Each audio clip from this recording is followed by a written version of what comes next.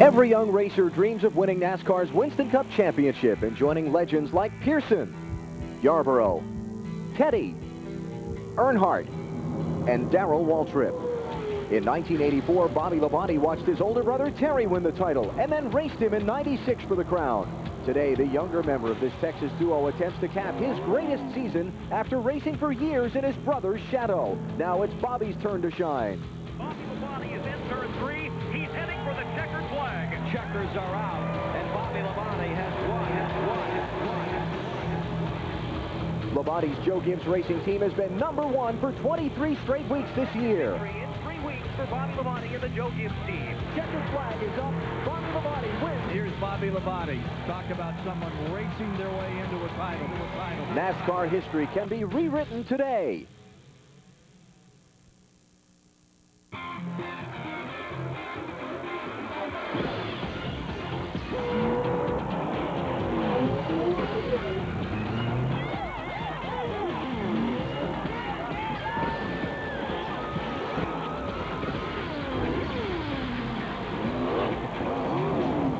They've been counting votes in the presidential race for the past 5 days, but today at the Homestead Miami Speedway, we'll be counting points to see if Bobby Labonte can win the NASCAR Winston Cup Championship in the Pennzoil 400. I'm Alan Bestbrook. Benny Parsons joins me in a moment. Here are the championship standings coming into today's race. Bobby Labonte trying to close out Dale Earnhardt and Jeff Burton for the title. If Bobby can finish 5th or better today, he guarantees himself the 2000 Winston Cup. Let's go to pit road. Here's Marty Snyder. Well, Alan, earlier this week I spent time with Dale Jarrett, who was in this position last year, and he said the best thing about it was that he finally controlled fate in his own hands. And Bobby Labonte, as you sit on the verge of the championship, does it make you feel any better that destiny is finally in your own hands today? Probably not a safe bet in my hands, I'm not sure, but yeah, we're excited about the way our season has been so far this year, and we're looking forward to this race. And we'd like to be able to finish in the top 5 for sure, and we'd like to go out and win the race better than yet. But if we finish in the top 5, I feel very good. Are you finally starting to allow yourself to think about being the champion? No, it hadn't happened yet. So, we're still got a lot of miles to run today, so hopefully we can do the best we can. Well, the championship magic for Bobby Labonte really came together when he hooked up with one of the greatest minds and motivators in all of sports, Joe Gibbs, and last year his hotshot teammate, Tony Stewart. I want to go out there and win for Joe Gibbs. Just such a great motivator. He's got the right people in the right place. The right people for the right jobs. It's just like his coaching staff in football. We want to outrun each other. We also want to run good for the team. When you hire the right people like that and then let them go do their jobs, great things can happen. Bobby Labonte wants to win the big one for the coach today, but his biggest challenge might not be winning the championship, but instead the battle within Joe Gibbs Racing. For more on that, here's Dave Burns. Joe Gibbs' other driver is Tony Stewart. He just might be the future of NASCAR Winston Cup racing. Give me fuel, give me fire, give me south side of side. Image is everything in this business. The Tony Stewart look, raw racing talent with a touch of attitude. And the freshman phenom of '99 has backed it up this year with sophomore success. A year ago in Miami, he roughed, he raced, and he won. A win today gives him 6 for the year. And last year, Tony Stewart did rub his way to the front late in the race. Tony, what about it this year? Bobby's contending for the championship. Any slack for the teammate? Absolutely. We're going to give him as much consideration as possible today.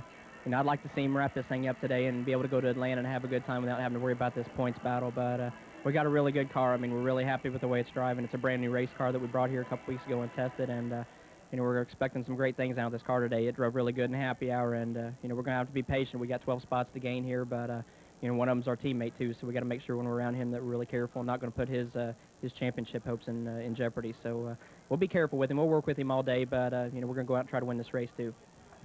Let's go to Mike Massaro. Well, Bobby Labonte has been in control of the Winston Cup point standings for most of the season, but still, he's been unable to relax, much because of the unyielding pressure from the competitors in his rearview mirror. Dale Earnhardt, Jeff Burton. The spoilers look to stop Team Gibbs' twin triumph in Miami. After 7 championships, the Intimidator is still hunting for number 8. Burton chased the championship all year. Some wins and some fire. Then another win a week ago in Phoenix. Can Burton or Earnhardt delay Labonte's dream? Dale, has the dream of capturing an 8th Winston Cup title here this year begun to fade? Well, this year's going to be tough to match, but you know, Bobby's got a pretty solid lock on things. He's got to have some terrible luck, and I got to have some great luck the next 2 races. So we're just going to race him and see if we can get win and see where it's all at the end. He's had a great year, and if he wins it, that's good. But we're going to keep fighting till it's over. Dale Earnhardt will need some luck this afternoon. He starts 37th. Alan Bestwick. With the 1973 Winston Cup champion, Benny Parsons, who will join me for the call of today's race. And Benny, you were in the position Bobby Labonte's in going into the Rockingham race back in '73, a sizable lead. What's he been going through last night and this morning? Well, he's trying not to think about it. As you can see, he's trying not to think about it. But, folks, he's been racing these cars for over 25 years, and he knows today could be the most exciting day of all those years. But, again, he knows it's not just him alone. He's got a team, a family here to share it with him, and that's why he wants to be so excited to share it along with those people. Bobby Labonte has an advantage over Burton and Earnhardt in that he starts at the front, they start in the back. The dignitaries are assembled at the start-finish line to begin today's Pennzoil 400. Let's start your engine.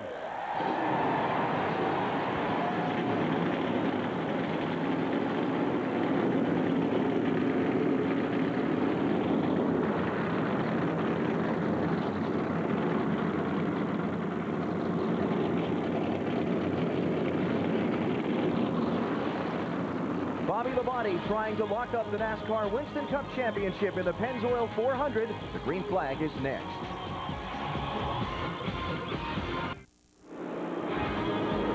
NASCAR on NBC at the Homestead Miami Speedway for the Pennzoil 400 as Bobby Labonte tries to clinch the 2000 NASCAR Winston Cup Series Championship. F-16s from the Homestead Air Force Reserve Base, giving the crowd a thrill. Second time they've come across the racetrack. I would imagine if we were sitting in there, we'd be getting the thrill as well. Serious horsepower there. Let's take a look at the course that will face the drivers today in the Pennzoil 400. Biggest thing on this graphic is the banking. Just 6 degrees in the turn, so that means the drivers have to really slow down, enter the corners, and follow a very precise line through the corners. And Michael Waltrip blew up yesterday in happy hour, and it looks like he has some problems with his engine now. He has been black flagged by NASCAR and told to come to pit road immediately. And in fact, Michael is down off the racing surface, as you can see there. And the report is that there is oil down the backstretch. Starting lineup, Steve Park, second pole of 2000. Ricky Rudd on the front row with him. And Bobby Labonte chases the championship from row number 2 with Jimmy Spencer alongside. Casey Atwood makes his third Winston Cup start from row 3 with Joe Nemechek, a 2-time Busch Series winner here. The defending Winston Cup champ, Dale Jarrett, goes from row 4 with Ward Burton and Bill Davis's Pontiac alongside. Great qualifying efforts for Brett Bodine and Kurt Busch. They share row 5. On the inside of row 6, Mark Martin, his 400th consecutive start. On the outside, Dale Earnhardt Jr. Tony Stewart, last year's winner, and sporting a new paint job this weekend. On the inside, Johnny Benson on the outside. Sterling Marlin, John Andretti make up row 8. On the inside of row 9, Rusty Wallace, 4 wins in 2000, 9 poles. Mike Skinner on the outside. In row 10, Dave Blaney, career best finish last week, 8. Stacy Compton on the outside. 11th row, Jerry Nadeau and Jeremy Mayfield, who finished second last week at Phoenix. Bill Elliott and Darrell Waltrip in row 12. DW's 808 Winston Cup start. Masted Presley in row 13. Masted a backup car after a Friday crash. Elliott Sadler and Jeff Gordon in row 14. Gordon, the Busch Series winner here yesterday. It's youngsters Andy Houston and Bobby Hamilton Jr. in row 15. Hamilton Jr.'s first Winston Cup start. Jeff Burton back in 31st position after the Phoenix sweep last week. Wally Dowling back, Kevin LePage, Scott Pruitt in row 17. Mike Bliss in the inside of row 18, and Jeffrey Bodine on the outside. In row 19, there's Dale Earnhardt as he tries to get that 8th championship alongside the rookie points leader, Matt Kenseth. Terry Labonte, Kenny Schrader in row 20. 21, Michael Waltrip, Kenny Wallace, and Bobby Hamilton in 43rd position. 8 drivers and teams came here to try and make the Pennzoil 400, but had to go home without being able to qualify. Among them, Kyle Petty, disappointed at having to go home. Onboard cameras today. We'll be riding with the 3 contenders for the championship. Jeff Burton has an onboard camera. As he's just 8 points behind Dale Earnhardt. Earnhardt in second spot. He's 2:18 behind our points leader, Bobby Labonte trying to clinch his first NASCAR Winston Cup championship today. And I'm sure that fist will go in the air, and we'll be able to see it if he's able to do that. Going to run at least one more pace lap. There was some oil dropped from Michael Waltrip's car on the back straightaway when he left pit road. So we're not getting the green flag here. It's going to be at least another lap under the caution flag. Plenty more onboard cameras for you today. We've got a total of 8 besides the 3 that we showed you, and a little new wrinkle with NASCAR on NBC, one of many new innovations we hope to be able to bring you over the next few years. This is called GoCam. It is mounted inside of the back straightaway on a cable. It runs somewhere between 50 and 80 miles an hour. What we want to do is give you a comparison to the speed your passenger car runs on the highway to what these guys are doing down the backstretch on this mile-and-a-half oval. There's what it looks like. Should be fun. It should be fun. It tries to keep up with these cars approaching 180 miles per hour as they enter turn 3. They'll come off turn 2 at this spot of the racetrack somewhere around 130, 135. So the comparison there to your interstate highway speed from GoCam here on NBC throughout the day.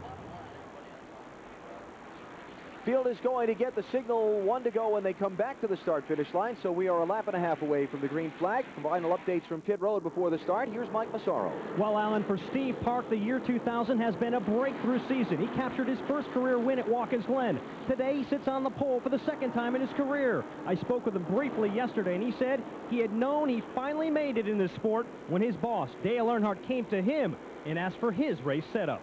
To Marty Snyder.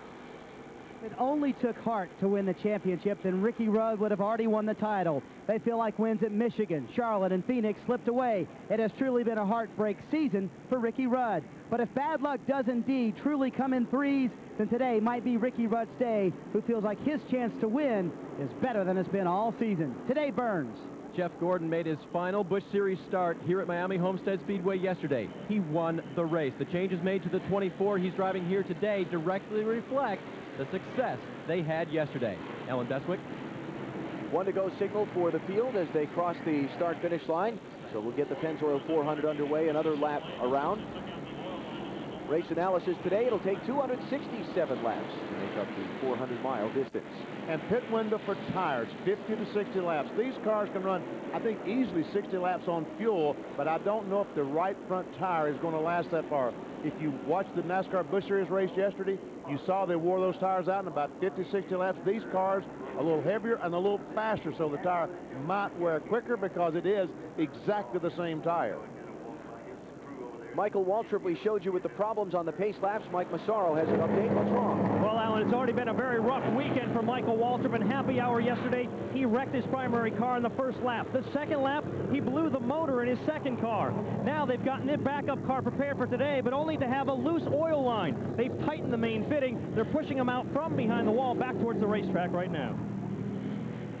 So Michael trying to catch up with the field before the green flag. There is a rule in NASCAR racing that you must be on the speedway to take the green flag. So it's very important for them to get Michael out there onto the speedway before the field comes around at the start. They are getting him out of the garage now, and so he'll be able to get on off of pit road, well, hopefully, before the green flag.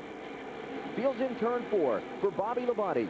The chance to cap the season today and save himself the pressure of rolling down to the season's final race, needing to lock out Dale Earnhardt and Jeff Burton for the title. He can do it today, finishing 5th or better in the Pennzoil 400 at Homestead. It's the second-to-last race of the NASCAR Winston Cup season, and we're glad you're with us here on NBC. The weather's fine, the crowd's excited, and we are too. Here's the green flag.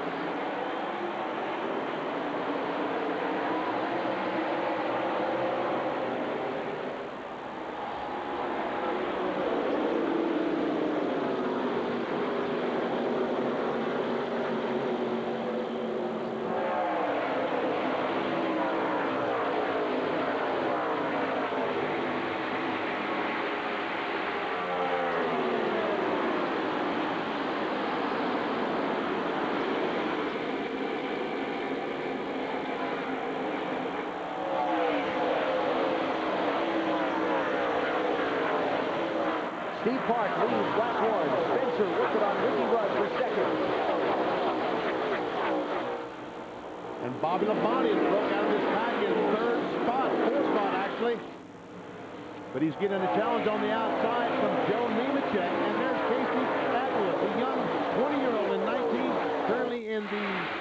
position. Casey working on Nemechek for the 5th spot.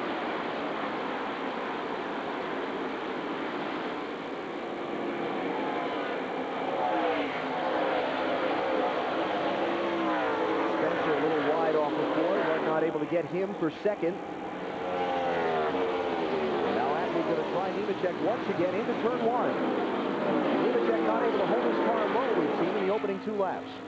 Well, he looked up in the mirror, Alan, he saw the 19 car, and he realized 20 years ago, I think I better get him to the bottom of the racetrack, because if he thinks he's going in there, he probably will go in there. You know, Big Casey's a little anxious about this race with that great qualifying run. Atwood to 5th. Here's Dale Jarrett looking underneath Nemechek. Let's go to Mike Massaro. Well, Casey Atwood is extremely excited this weekend, Alan. As you know, it's only his 3rd Winston Cup event. Qualified 5th when he got out of the car. He couldn't believe it himself. He said, "This is the best I've felt ever in my racing career." Should be proud. He's done a great job. I mean, with no more experience than he has in a Winston Cup car, and we can't overstate the transition for the Busch Series to the Winston Cup. It's a significant one. Even though the cars appear the same, there are major differences underneath them. And you can tell all year long, this is where Casey Atwood's future is. It's where his mind was all year long. Because in this car, he runs great. In his NASCAR Busch Series car he ran yesterday, just a mediocre performance. So, again, his mind has been on this car and trying to do the job for Ray Evernham. Casey Atwood finished in 20th position in the Busch Series Miami 300 here yesterday. Looking at Jeff Burton and Dale Earnhardt, they started well back in traffic. Burton in 31st, Earnhardt in 37th. We see Jeff Burton already down the apron of the racetrack trying to get by Andy Houston. This is Houston, the 96 red car. They're running in 33rd and 34th spots now.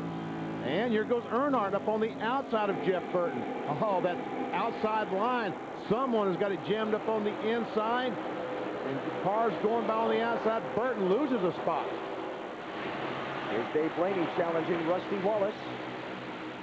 Blaney in the 93 going to pick up a spot. Career best Winston Cup finish at Phoenix last Sunday. He just took 15th away from Rusty. Johnny Benson there just in front of Blaney. Next for him to challenge. Talking to Blaney and the crew in the garage area this weekend, they are very, very excited about how things are going with this 93 car, and especially off that great run last week in Phoenix.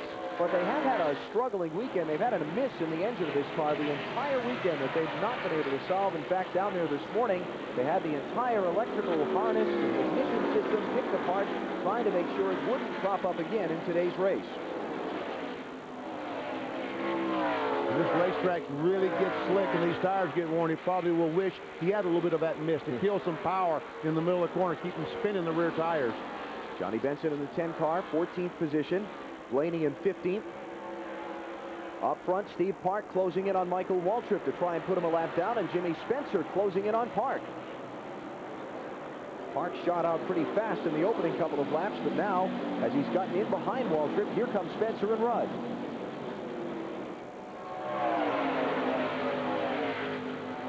Tony Stewart running in 9th spot. His name on a lot of people's lips in the garage area this morning as a pretty heavy threat to win this race. Not some people. Everyone you talked to in the garage area said, I asked, how you running? Well, we're running pretty good, but no one is running nearly as well as Tony Stewart. He was fastest in yesterday's final practice, but what scared a lot of people is he was fast over a long, long green flag run, which is what a lot of teams expect will be the case in today's race. Let's go to pit road. Alan, as Tony battles with Joe Nemechek, I talked with his crew chief, Greg Zipadelli, this morning, and Greg told me that they were good from the start when they started running in race trim, so they've been very happy with it all weekend long. They've made some changes this morning to deal with the additional rubber that was laid down during the Busch Grand National race yesterday. Nemechek getting passed by Stewart for 7th. Here's Spencer trying Steve Park. Where is this Jimmy Spencer coming from?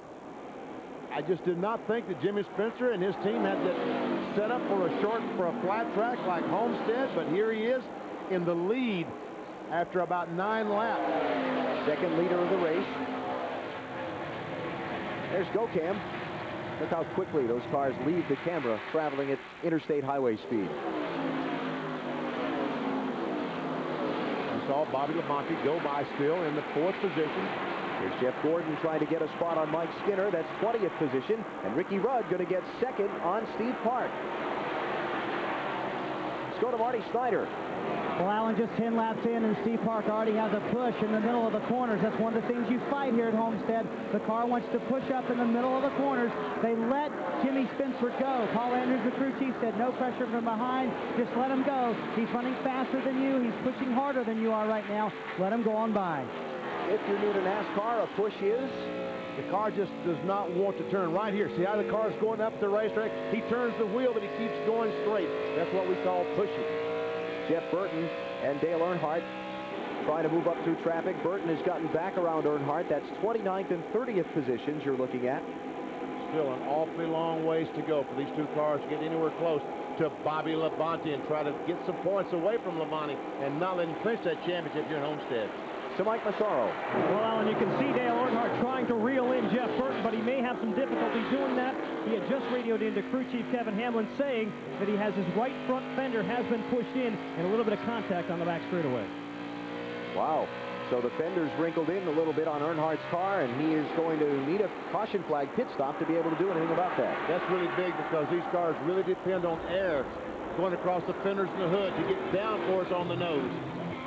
Frank Stoddard, Jeff Burton's crew chief, watching his progress up through traffic. We're early in the Pennzoil 400. Jimmy Spencer is the second leader. You look at the top six. You're watching NASCAR on NBC.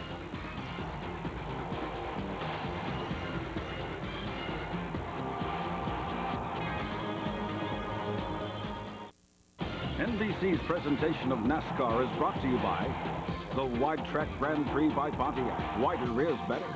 By UPS, moving at the speed of business. By new Pennzoil Synthetic with Pennzoil. It's rocket science for your car.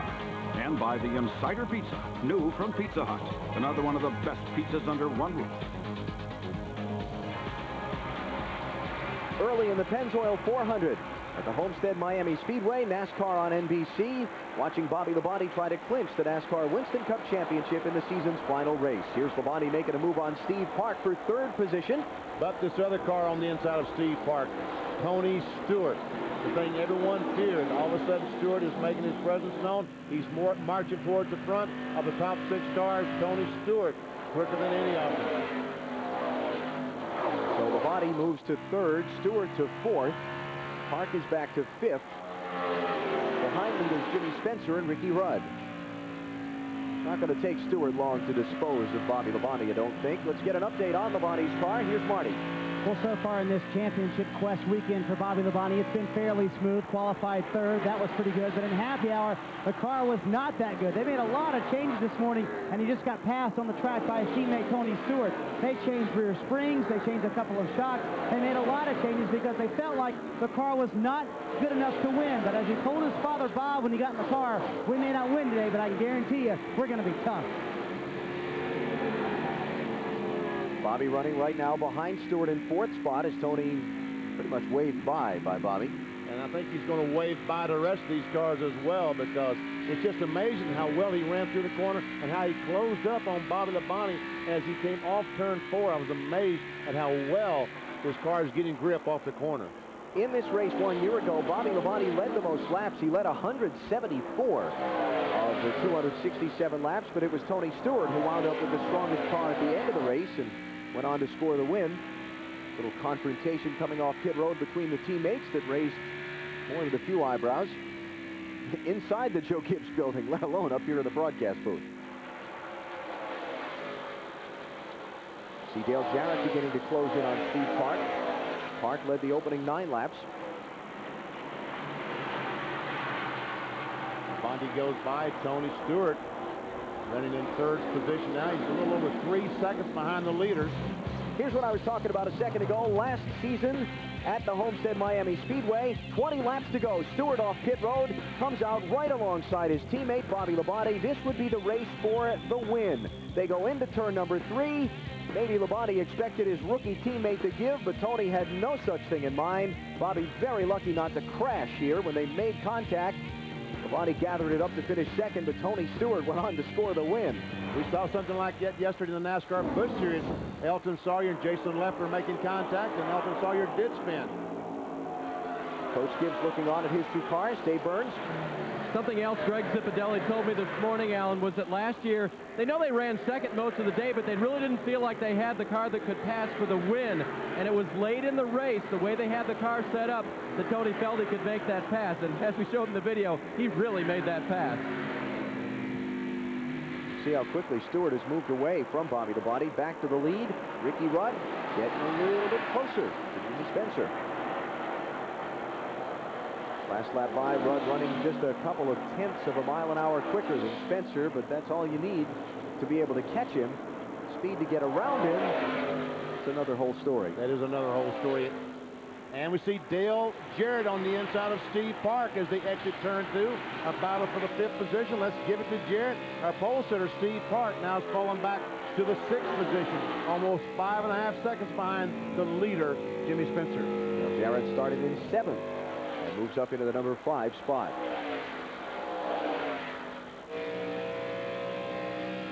We got the report on Steve Park's car earlier, pushing in the corner, the nose of the machine not wanting to turn. Let's relate that now to a topic that's been big throughout the entire weekend here at Homestead. Right front tires and some serious concerns on the part of the teams about their ability to push them very hard. Well, there's a lot of compromises going on their chassis setup. To make these cars turn better in the middle of the corner, they give the cars negative camber. They lean that tire in at the top, and that would help the car turn right here. But unfortunately, when they do that, they're also running some very soft springs set up as Ricky Rudd tries to take over that lead. They're gaining negative camber. They're really pushing that tire in at the top and only running on about 4 inches of rubber on the inside of the right front tire. And they're really concerned that they're only going to run 50 or 55 laps before they have to stop and change. Oh! Trouble. Scott Pruitt in the wall. Turn 3. Another car involved. It looks like Andy Houston has also crashed. Those are teammates' cars. And that's a heavy, heavy impact for Pruitt. There's Andy Houston. First caution, lap 25.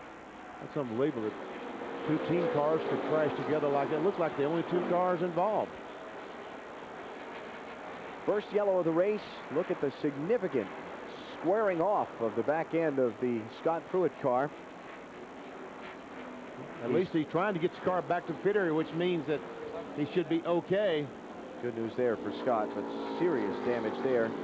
Here's a look at it. You see Pruitt on the inside. They go in the corner. And here Pruitt loses the back of the car. I guess he just barely touched the 96 as he was trying to correct the car, turn it back to the right, and just barely touched Houston to send him into a spin. Cal Wells, the owner of these 2 cars, ought to make for an interesting Monday morning team meeting. Oh, yes. And we see Pruitt's car will not roll because the sheet metal is jammed in against the left rear tire, and it will not roll. Pit road is closed because of where Scott Pruitt's car has come to rest. There's Andy Houston climbing out of his machine. Good to see also. On to the first caution in the Pennzoil 400. You're watching NASCAR on NBC. Back at Homestead Miami Speedway, working the first caution of the Pennzoil 400 when teammates Scott Pruitt and Andy Houston crashed in turn number 3. Pit road open, and you see all of the leaders coming in. Let's mention that Ricky Rudd beat Jimmy Spencer back to the caution flag to take the lead. So Rudd, the 3rd different driver to be out in front. Only car to not pit here. Looks like Michael Waltrip's going to stay out. I believe Elliott Sadler's going to stay out. That's Elliott, top of the frame. Going to stay out, lead a lap to collect 5 bonus points. It'll be Rudd, Spencer, Stewart, Labonte, Jarrett, the order of the top 5 as they come onto pit road, and these stops will be as they complete the 27th lap. 45-mile-an-hour pit road speed limit today. Let's go to Dave Burns. Jimmy Spencer radioed in. He said everything is fine. 4 tires is all we need. The temps are okay. Let's go to Marty Snyder. Almost all the cars are tight, Dave, but Ricky Rudd is a little bit loose. They're going to add 1 pound to the right front. That should tighten him up just a little bit. Let's go down to Mike Massaro. This caution, a big break for Jeff Burton. He was nearly a half a lap behind the leader because the car was extremely loose. They've made an air pressure adjustment, 4 tires and fuel. He's away. Alan? Jeremy Mayfield got right side tires only, I believe. We'll check it, double check it to be absolutely sure, but I thought I caught him leaving with just the right side tires, and he's going to come out with the race lead on the stops. Well, it worked very well for Jeremy Mayfield at Phoenix last week. Remember that first stop, he changed 2 right side tires, stayed up front for the rest of the day. Jeremy was 13th coming down pit road, and he comes out with the race lead. And again, we'll double check to be positive, but I'm 99% sure that Mayfield got just right side tires on his stop. We'll update that and get the restart for you when we come back in just a moment. It is Jeremy Mayfield, the new leader of the Pennzoil 400 in Homestead.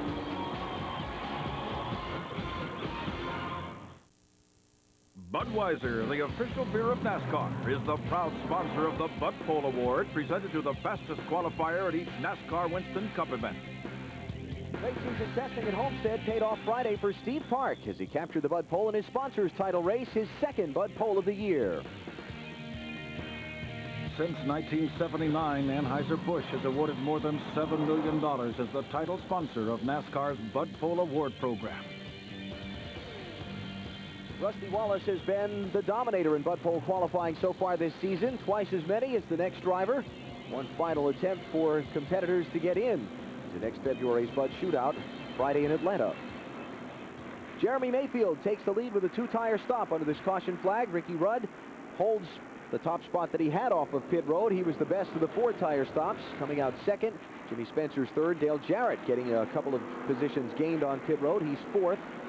And in 5th position is Tony Stewart. Bobby Labonte back to 7th behind Steve Park. Here's what brought us under the yellow flag back at lap number 26. It happened up in turn 3. Believe it or not, these cars are teammates. Scott Pruitt on the inside and Houston on the outside.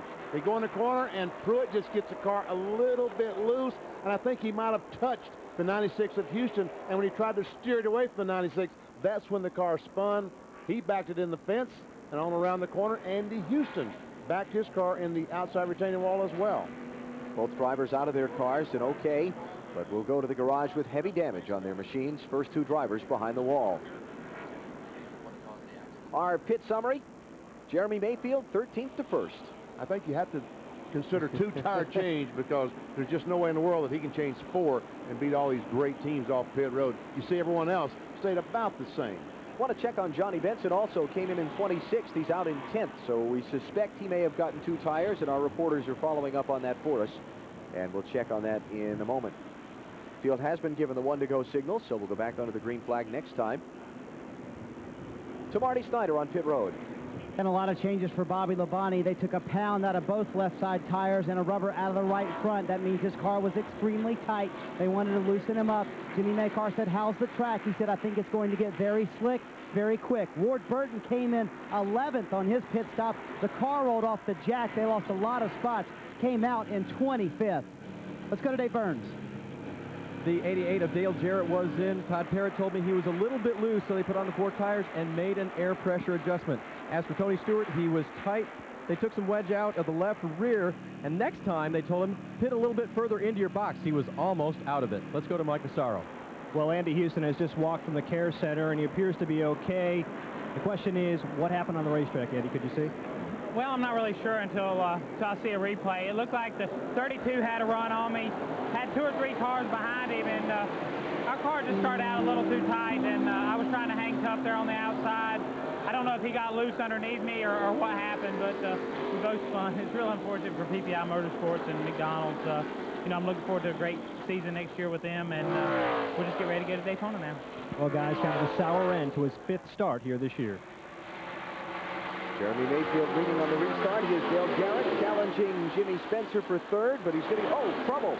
Ward Burton into the wall, going to collect a couple of more. I just crashed those guys, and there's a lot of stuff going on back there. Someone just crashed him, he said, and a lot of stuff going on. Just tell me if you're okay. That was Tommy Baldwin, Morris Pucci. Mike Bliss is in it, Stacy Compton's in it, Ward Burton is in it.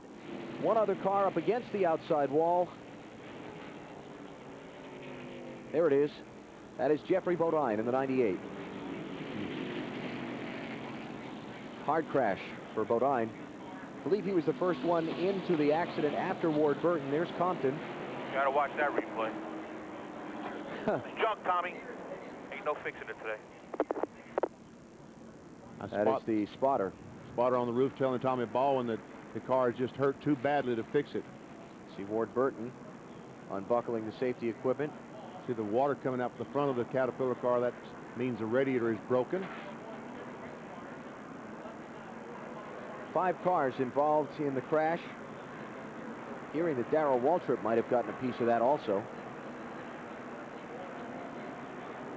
Let's take a look down at what happened. Well, to see the cars coming off the corner, going in turn 3 and behind, all of a sudden someone makes contact, and Ward Burton just goes around and around, and all the traffic behind him had no place to go. There's Bliss going down on the inside wall. Stacy Compton, oh, he's going to run right in front of the... That was Darrell Waltrip. Yeah, yep. Darrell just missed that. Ward had to get hit. Well, there it is. Look. Earnhardt gets in the back of Ward Burton off turn 2. Turns Ward in the outside retaining wall. And there's the 66 car and of Darrell Waltrip.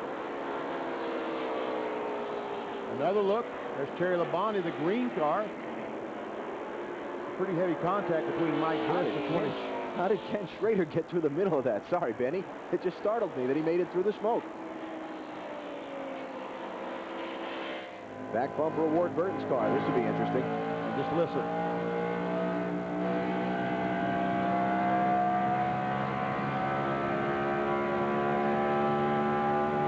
That was Jeff Burton's car. All right, here, now listen to this.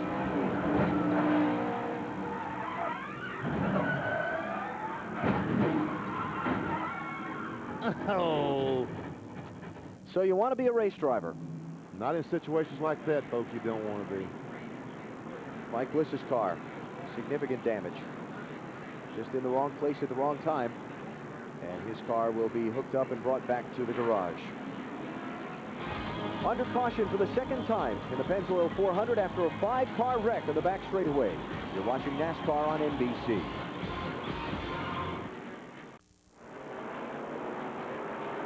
Second caution of the Pennzoil 400 at the Homestead Miami Speedway for a multi-car accident on the back straightaway. The field bunched from a restart, contact in traffic.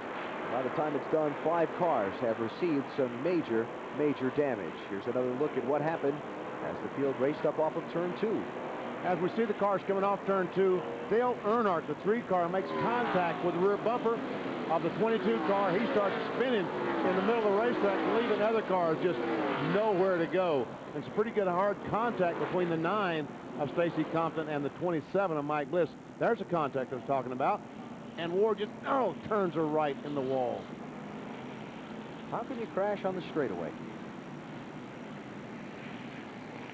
Jeffrey Bodine there, the car making hard contact with Ward's. One more look. Bliss, no place to go. Now here's the one that's the most dramatic. The onboard camera inside Ward Burton's car. Just listen.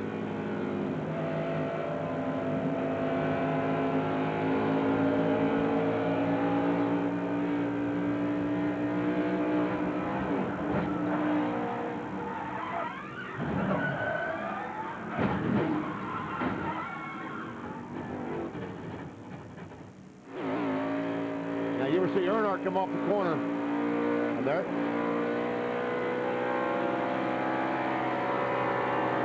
What we heard in Ward Burton's replay, the audio from that, Benny, was that he feathered the gas pedal a little bit. He just lifted off it a little in that traffic, and Dale didn't. Well, Ward Burton was pushing. His car just picked up a terrible push off the corner. He was sliding up against the outside retaining wall. He had no choice but to back off the throttle. To Mike Massaro. Well, guys, the 90 car of Jeff Bodine pretty well mangled, damage on all 4 corners, but Jeff was still able to drive it behind the wall. Jeff, what happened? Something happened on the back straightaway. My spotter said Earnhardt got into Ward Burton or something like that and just jammed the back straightaway up. And I tried to slow down and miss it, but got run in from behind and shoved into it, knocked in the wall. I got hit pretty hard in the driver's door, but, you know, as you can see, I'm okay. It's just a shame. One race deal with Chip McPherson with the Miccosukee Indian Tribe sponsoring the car. And we'd like to have a little better finish than this, but we're trying, and that's all you can do in this business. Thank you, Jeff, and his day is over. Come back to Homestead in just a minute.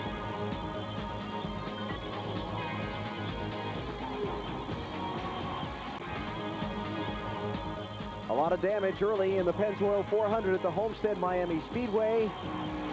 5 cars taken out in the crash when Dale Earnhardt got into the back of Ward Burton, collecting Jeffrey Bodine, Mike Bliss, Stacy Compton. All the drivers okay, but the caution flag out for a second time. Field's going to get the signal. One more lap and we'll go racing when they come to the start-finish line this time. No pit stops among the lead lap cars. A couple at the back end of the field. We had Ken Schrader, Terry Labonte, and Bobby Hamilton stop, along with Elliott Sadler and Rick Mast. Let's go to Mike. And Ward Burton has just walked from the care center. Ward is okay, but the car cannot be said the same thing about that. Ward, what happened?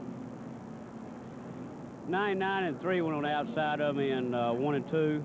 And I slid up a little bit off of 2, and the 3 car must have been on the outside of me. I haven't been able to see the replay, but I think it's probably a little bit of both. But it's a shame. The guys have worked real hard this weekend, but we haven't had the best of summer. Hopefully we'll get it turned around next week. And it seemed ironic that you probably wouldn't have been back in that pack of cars if it weren't for a poor pit stop. Yeah, well, part of that I have to take the blame for. So we have not been showing our potential here of late, but hopefully we'll get it turned around pretty quick. Well, guys, are very disappointed, Ward Burton. Benny, how does he take the blame for a poor pit stop? All Ward has to do on that pit stop is let his foot off the brake pedal. You have to keep that brake pedal depressed hard. If you let your foot off the brake, the rear wheel will start trying to turn, and there's a locker in the back. It will not turn, and when it just keeps trying, eventually it'll roll right off the jack. And that put Ward back in traffic and got him caught up in the wreck on the restart. Here is the way the field stands. As we get set to go back racing, see Jeff Gordon up to 17th position. Jeff Burton in 24th, Dale Earnhardt in 26th. And the cars at the bottom of the screen, those in the garage involved in this most recent crash, as well as Houston and Pruitt involved in the first caution. Already got 7 cars, in the garage area, and we've only run 38 laps of this race. Restart. Remember, Jeremy Mayfield just on 2 tires on his pit stop a little while ago.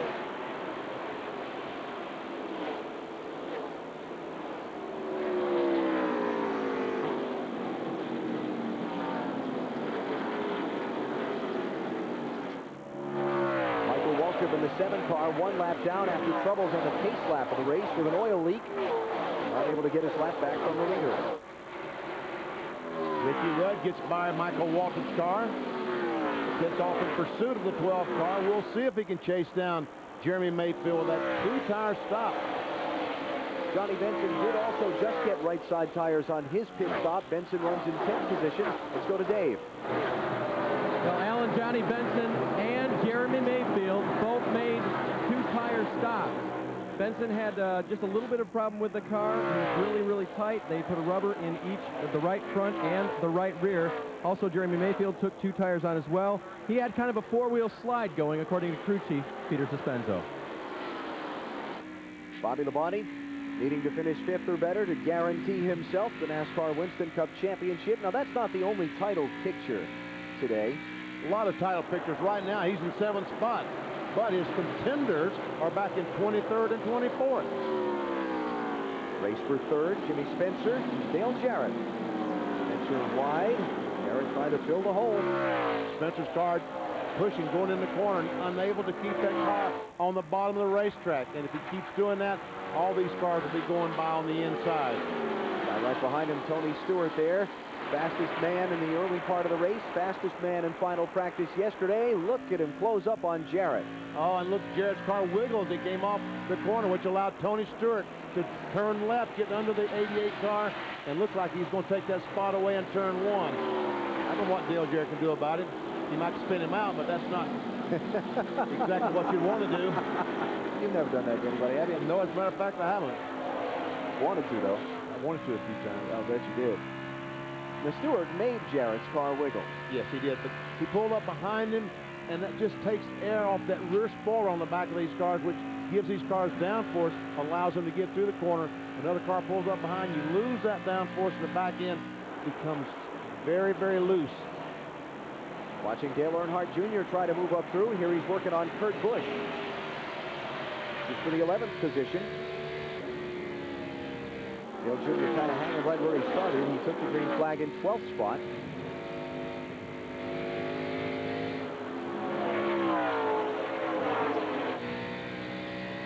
Kurt Busch, just 22 years old. He's only going to run 7 events here in 2000, so he'll have his eligibility to be run for the Bestest Rookie of the Year award in 2001. Dale Jr., the 8-car, a contender this year. These two drivers have had a couple of problems on the racetrack from time to time as third position changes hands. Stewart quite easily around Spencer. And Jimmy Spencer just can't keep that car on the bottom of the racetrack. He lets it push up, allows the other cars to get position on the inside. Something that they'll have to work on all day long. Try to get it somehow, try to make changes to get it better. Look how quickly he's left Spencer. Just in not even a half a lap, he's put that much distance on him. And you can see the last lap. Oh, but you see Earnhardt trying to get out of the 75 as Elliott is trying to get under Earnhardt. Somebody had to give there. Bill Elliott was the one. Darling back in 75. If he could have seen what we had seen, he would have not been in that position. He'd be back about 15 car lengths. He had the brake pedal on heavy, huh? Yes, he would have. 20th position there for Earnhardt. Jeff Burton runs 19th. Bobby Labonte 7th. Back to the championship story for just a minute. As long as Bobby Labonte leads today's race with a lead of 185 points or better, 186 points or better to be safe, he is the NASCAR Winston Cup champion. There's Kurt Busch going by Johnny Benson for 10th spot. Benson, remember, just took 2 tires on his pit stop. Back on the first caution of the race, that stop at lap 27.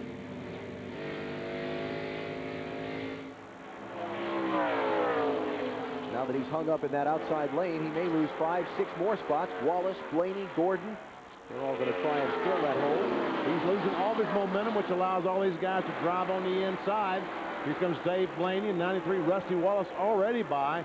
And Jeff Gordon's going to try to take advantage. Let's go to Dave Burns.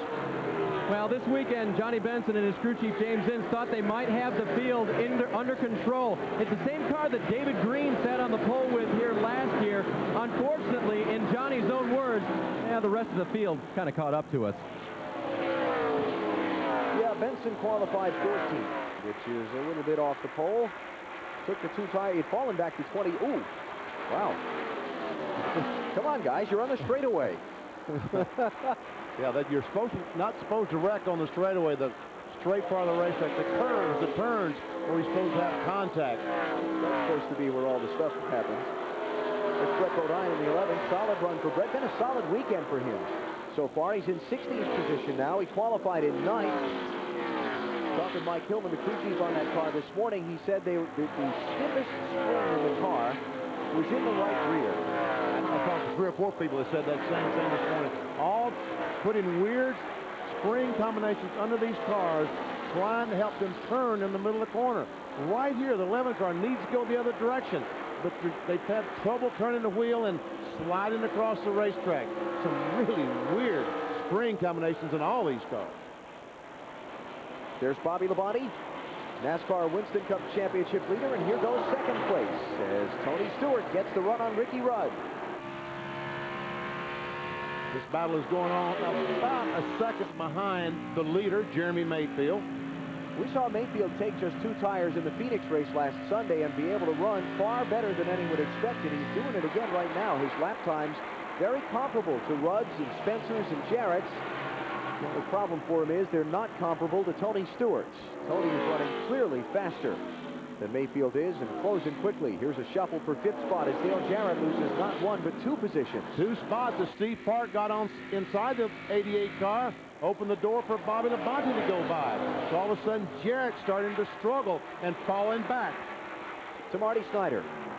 Well, Alan, if you believe in luck and good fortune, then Ward Burton's bad break is a good break for Bobby Labonte. When they picked pits yesterday, Bobby had an opening behind him. When Ward Burton fell out, he now has an opening in front of him on pit road. So Bobby Labonte will not have to deal with getting blocked in on pit road today, and that could be very key, especially on yellow flag pit stops.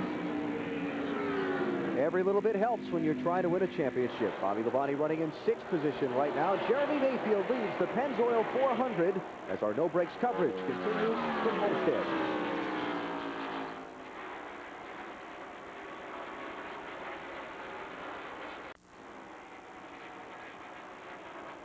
You saw during our no breaks coverage 3 lead changes. Tony Stewart around Mayfield, Mayfield around Stewart, Rudd closed in. Finally, Stewart won out.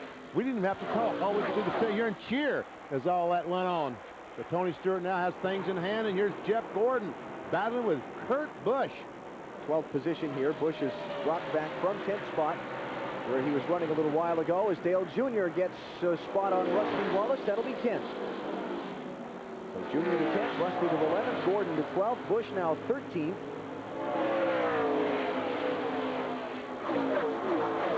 Dave Burns with an update on Jeff Gordon.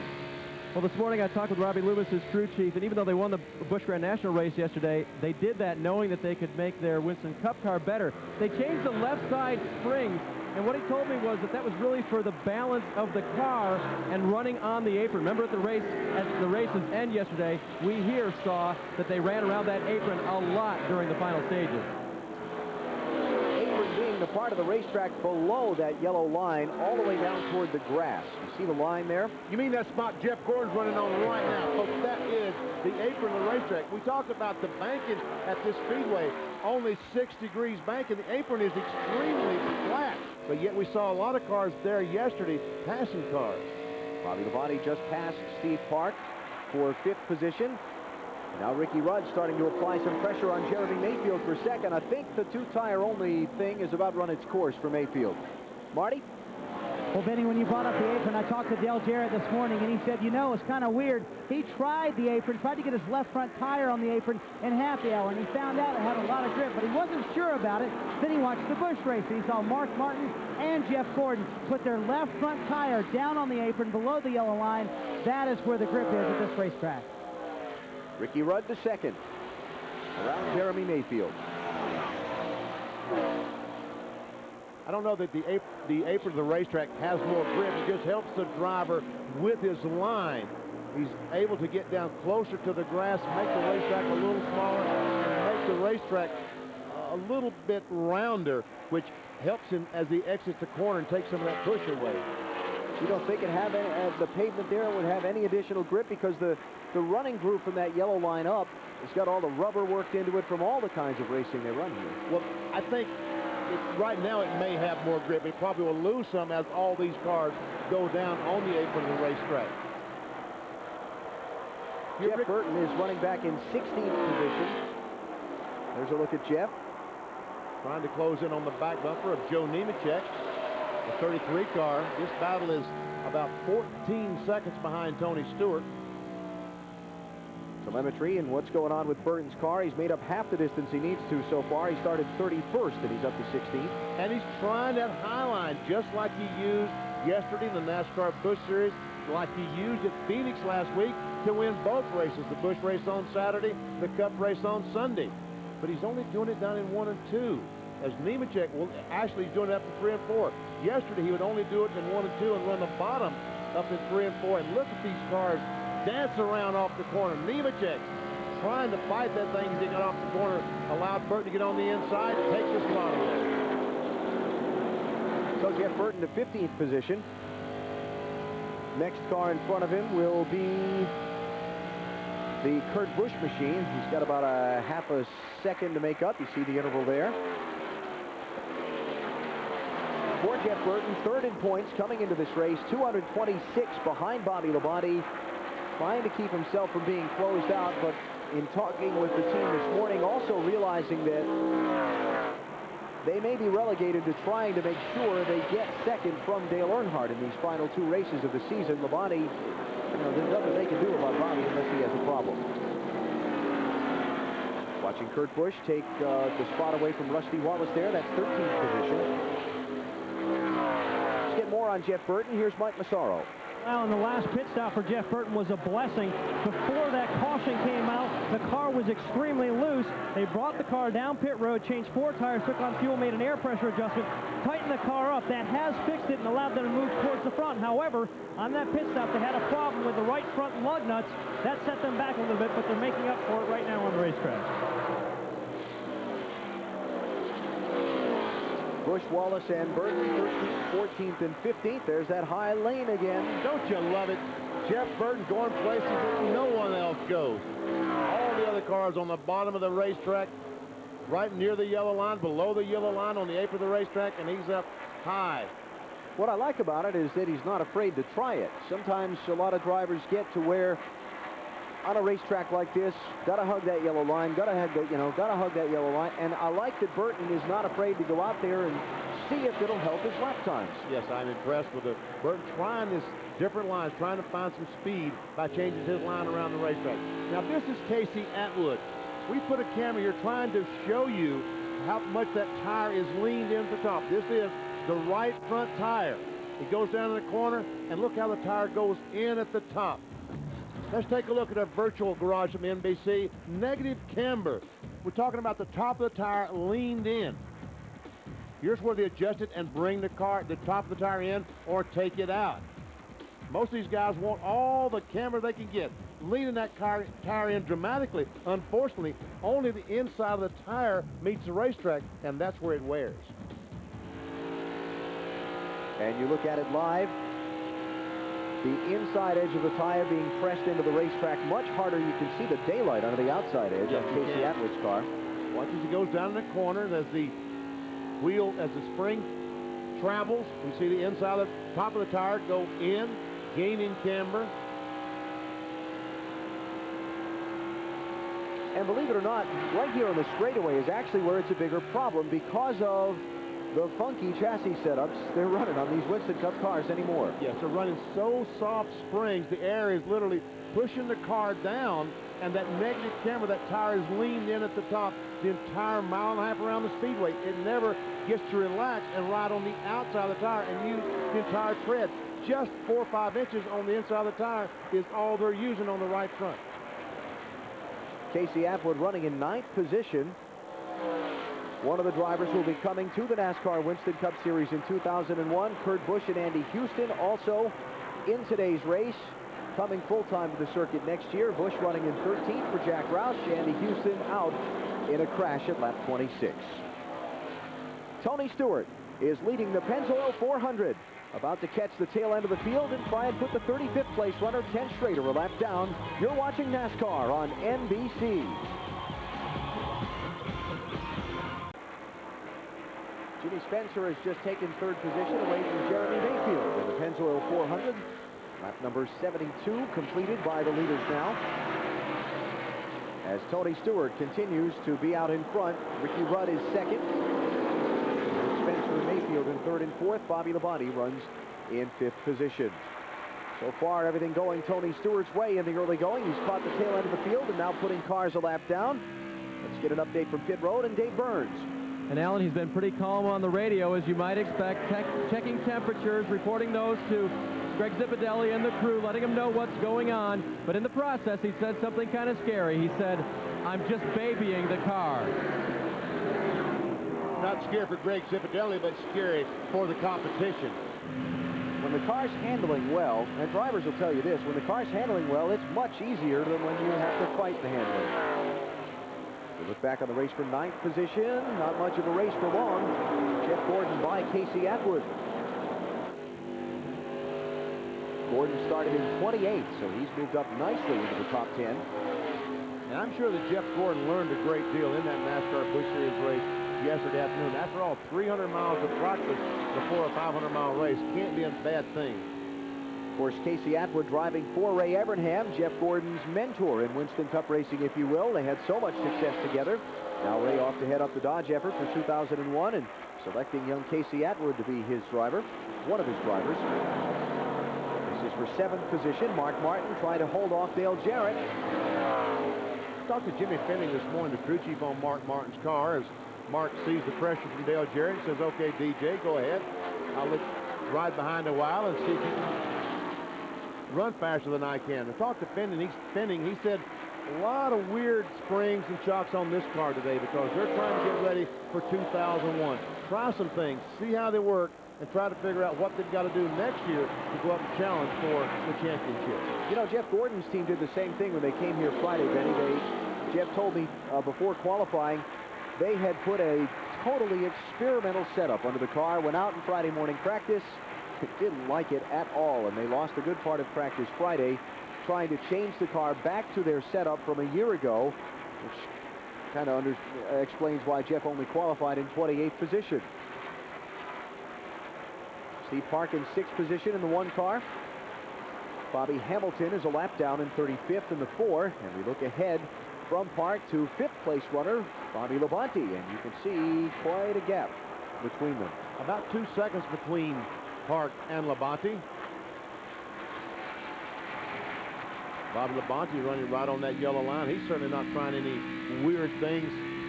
He's got a pretty weird chassis set up like the rest of them, but he's probably more conservative than the rest as well, because he's here to try to win the war, not the battle. This is just a battle, the championship being the war. There you look at the championship contenders.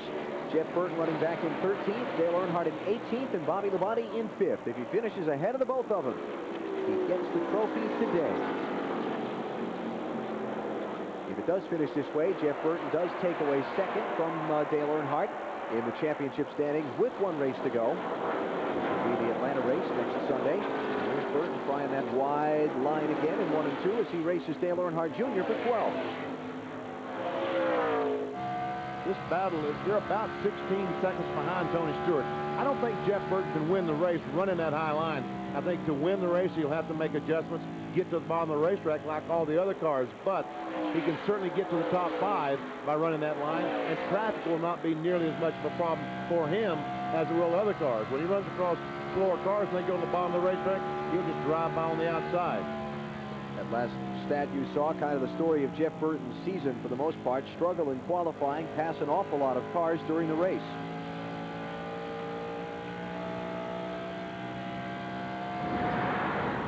It is Tony Stewart who leads the Pennzoil 400, just past 100 miles.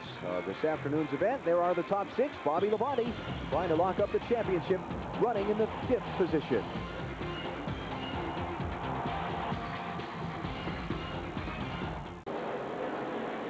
Tony Stewart leading the Pennzoil 400 for the NASCAR Winston Cup Series at the Homestead Miami Speedway by 1.58 seconds over Ricky Rudd. John Andretti went behind the wall while we were away in a break. We'll get an update on what has happened to the Petty Enterprises car in a moment. Pass that on to you. Tony Stewart, as we're right along with Tony, as he comes off the corner right behind Terry Labonte. Closes up, goes down to the inside, trying to put Labonte a lap down. He will. 25th place car is Terry going a lap down. We have had green flag pit stops from Johnny Benson, Ken Schrader, Elliott Sadler, Bobby Hamilton, and now Matt Kenseth is in getting service. 4 tires completed. Kenseth spin those rear tires and takes back off to the race. Leaders last stopped at lap 27 for most of the field, under the caution flag at that point, so it's been 50 laps. Next, in the next 10 laps, we'll see all of the front runners in for service. Casey Atwood running in 11th spot, Dale Earnhardt Jr. in 12th. Dale Jr. this year a rookie challenger. Next year, Casey Atwood, a rookie challenger. This year, rookie Dale Jr. drives under, takes a spot away, puts him in 11th.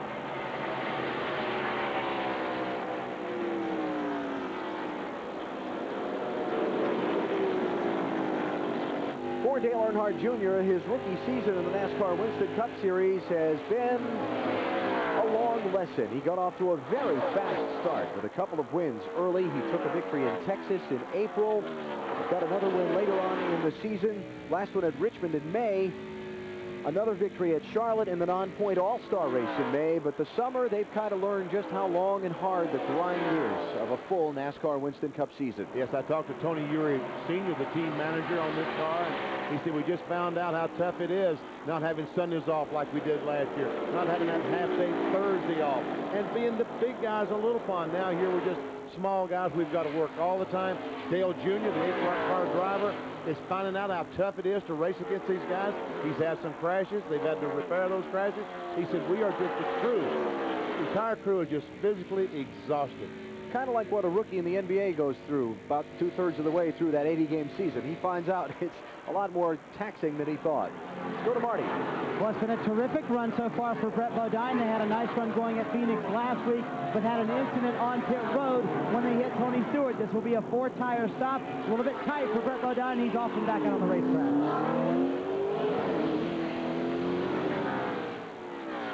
Watching Bodine use that access road inside of turns 1 and 2 that you have to make the run around to get back onto the racetrack. A lot of questions in the drivers' meeting this morning. Not so much about the exit road from the pit lane, but the entry into the pits, which is a little tricky. And under the caution flag, a little concerning to the drivers about the rules and making sure they don't get busted for a penalty. There we see Kenseth and Tony Stewart passing Tony Stewart after those 4 fresh tires. So Tony Stewart sees the car pass him and go on. He's going to start yelling to the crew chief, Greg Zippodelli, look, I need 4 fresh tires, 4 fresh tires. So Mike Massaro. Wally Dallenbach now on pit road as well. Team just finished completing work on the right side. They swing around to the left side. A 4-tire change of fuel for Wally Dallenbach. He's away. 16.8. That's a very good pit stop for Dallenbach and his crew. Wally and team needing sponsorship for next season. One of a number of unsettled things as we reach the end of the 2000 NASCAR Winston Cup campaign. This is 4th position. Steve Park under Jeremy Mayfield. Remember, Mayfield took just 2 tires on his stop at lap 27, so he's still on the left side tires he started the race on 90 laps ago. And he's 12.5 seconds behind the leader, Tony Stewart. So my guess is the next time that situation pops up, unless it's just 15 or 20 laps to go in the race, Peter Suspensio and all his crew will change 4 tires on the 12, not gamble on those 2-tire stops. We talked about John Andretti going behind the wall. Mike Massaro, what happened? Ellie Allen, it's a problem with the valve train. Something is broken. He's back in the garage right now. Team is going to work on the 43 car, trying to get him back in the show. Andretti joining a number of other drivers who are out of the race already. A 5-car crash and a 2-car crash in the opening 33 laps of this event. Dale Earnhardt Jr. is on pit road, and here comes the leader, Tony Stewart. Stewart is in as he completes his 92nd circuit of the race. First of the top 5 to make the move to pit road as you watch the Dale Jr. stop. I love to watch a pit stop. This is like watching a play in New York. Today Burns to cover Tony Stewart's stop. The leader is in. They call for a wedge adjustment on the left rear. There it goes. Wrench going in. Right side tires going on for Tony Stewart. Tire carrier rolling away the tires as they go to the left-hand side. And now left side tires going on for Tony Stewart, the leader. The fuel is full, and he is out of here. Mike Massaro. Tires and fuel, along with a track bar adjustment for Jeremy Mayfield, but problems for Jeff Burton on pit road. He overshot his pit stall, had to back it in. Team has a lot of work to do. Car's been loose. Back to Dave Burns. And Dale Jarrett is already out of here. Mike Skinner nearly gets hit by Jeff Gordon coming in. Gordon leading after 4 tires. Mike Skinner coming in. They are going to the right side as well. Cleaning the windshield for Mike. They go around to the left-hand side now. Let's go to Marty Snyder. And Ricky Rudd is in. The car is a little bit loose. They're going to add a ½ pound to the right front. That's it. He's very happy with it right now. He just wants it tightened up just a little bit. He wants the grill clean. The car's running a little bit hot. They think they have a car that can win the race. Ricky Rudd back out on the racetrack. Park getting service from his team. Bobby Labonte has just led a lap when all of these other leaders pitted. That is important in the championship picture because it makes it 6th or better to guarantee him the title today.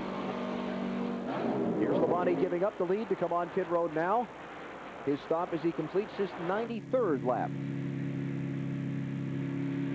So as soon as he got those 5 bonus points, he quickly comes to pit road because he can't stay out there and run on those used tires while his competitors are there with new ones. Let's go down to Marty Snyder. And Ricky Bobby Labonte did pick up those 5 precious bonus points.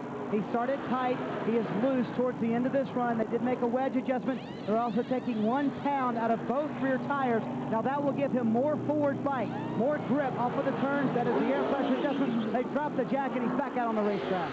Wow, look at those numbers. Under all that kind of pressure, around 15 seconds, change 4 tires, fill it with fuel, and don't run over each other in the pit road. It's amazing how well these guys do. Joe Gibbs has a program with his team where he pays them a bonus for every pit stop that's under a certain time. For every pit stop that's over that time, they pay him. They got paid for that stop. There's no doubt about that. They collected. So Bobby Labonte cycles back out in the reshuffle of things during the pit stop. As you watch Mark Martin and Steve Park battle for 8th, Ricky Rudd has come out with the lead. Rudd ahead of Tony Stewart. This battle is going on about 18 seconds behind Ricky Rudd.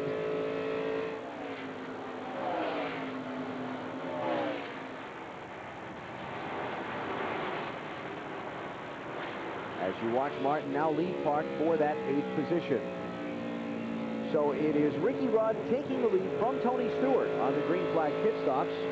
Rudd visited pit road a lap later than Stewart, so you can't attribute that to fresher tires. It was simply Rudd's crew getting the job done faster. And there's a battle for the lead. The 28 car, Ricky Rudd, the leader. The 20 car, you're right along with Tony Stewart. Mike Skinner in front, about to go a lap down, back in 22nd position. How long will it take? That's the question. As dominant as Tony Stewart has been for the last 100 miles or so of this race. Oh, look at him drive up right on the back bumper, drive on the inside. Use the apron of the racetrack. He has position. He will take the lead down the backstretch. Okay, so the answer is not long. Not long.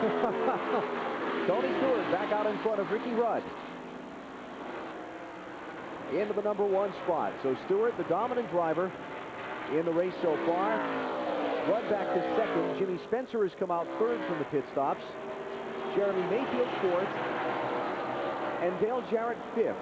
Then it is Jeff Gordon, Bobby Labonte, Mark Martin, Steve Park, and Dale Earnhardt Jr., the top 10 after the green flag pit stops. Let's go to Marty Snyder.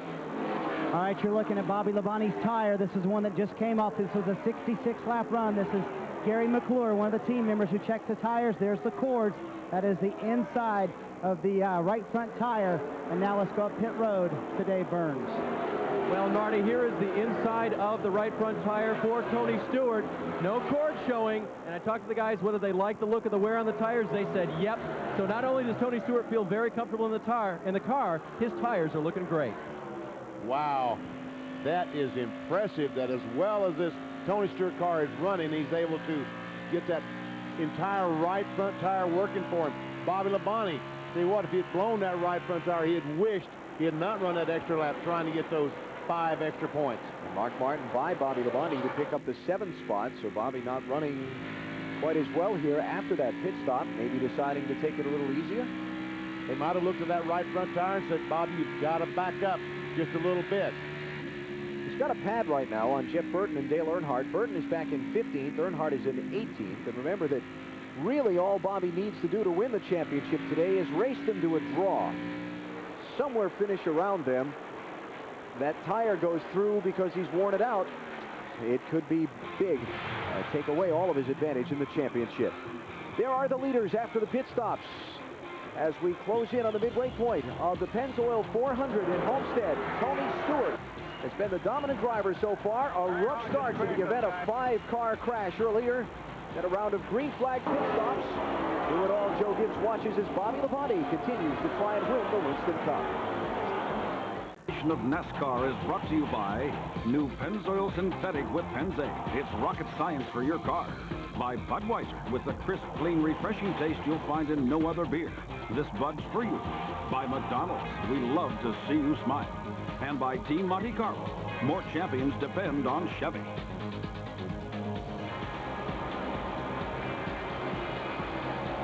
Here at the Homestead Miami Speedway, Tony Stewart continues to lead the Pennzoil 400. He has just completed the 104th of 267 laps for Stewart. Quite a familiar position in this race. Last year, Tony Stewart capped off his amazing rookie season with a win here in Homestead. After dueling with his teammate Bobby Labonte off of pit road, he led the last 10 laps of the race en route to his record-setting 3rd win of his rookie season, 1999.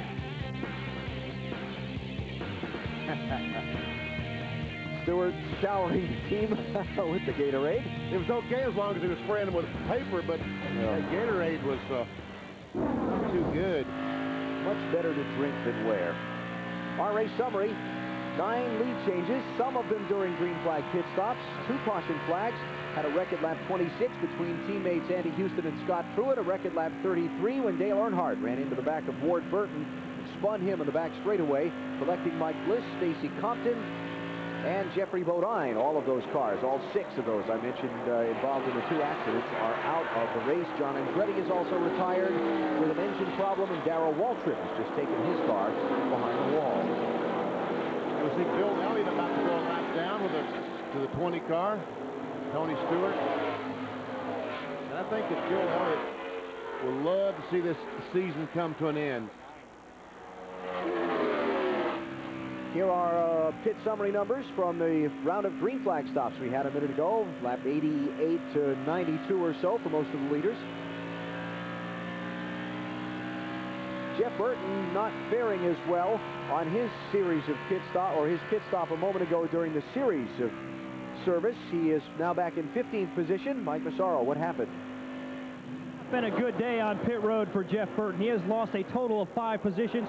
The first stop earlier in the day, they had a problem with the air wrench on the right front tire. This time, Jeff simply overshot his pit stall, had some difficulty locating where he was supposed to stop, had to back it in.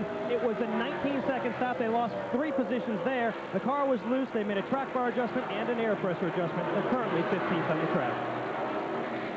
6th spot just changed hands. Mark Martin around Dale Jarrett. Mark's really coming on here. He really is, and we got a report from the pit area that his right front tire looked about like Bobby Labonte's, so I guess he decided to heck with it. Mark finished second to Jeff Gordon in the Miami 300 NASCAR Busch Series race here in Homestead yesterday. Drove and drove and drove to try and catch Gordon, but just decided with what they had seen on their tires earlier in the race that he needed to settle for second. It ended up being the way it turned out, but I think Mark was quite disappointed at not winning his final Busch Series race. I know he was, because he really wanted to win every race this year in the NASCAR. Crown in touch to his seasons over his career over the NASCAR, what, 15 years, something like that, in the NASCAR Busch Series? 45 wins. Johnny Benson pointing Mark Martin by out the window. Mark passing Johnny there. Johnny back in 26th position, a lap down. Here's Dale Earnhardt trying to move up, racing for 18th position with Joe Nemechek. He better get moving fast. Nemechek is the last car on the lead lap, and Tony Stewart is catching him. As a matter of fact, Tony Stewart is about a half straightaway behind Earnhardt. That's Bobby Hamilton Jr., the car behind Nemechek, and the next car is Tony Stewart. Remember that Dale Earnhardt, early in the race, opening couple of laps, had some contact with another car and pushed in the right front fender on his Chevy a little bit, and that affects the handling. How? Oh, they use the fenders to get downforce on the front of the car, and if you knock the thing in, you lose some downforce, and you lose the ability to make the car turn a little bit better in the corner. Earnhardt 34 seconds behind Tony Stewart, and Tony catching him very quickly as he gets around Bobby Hamilton Jr.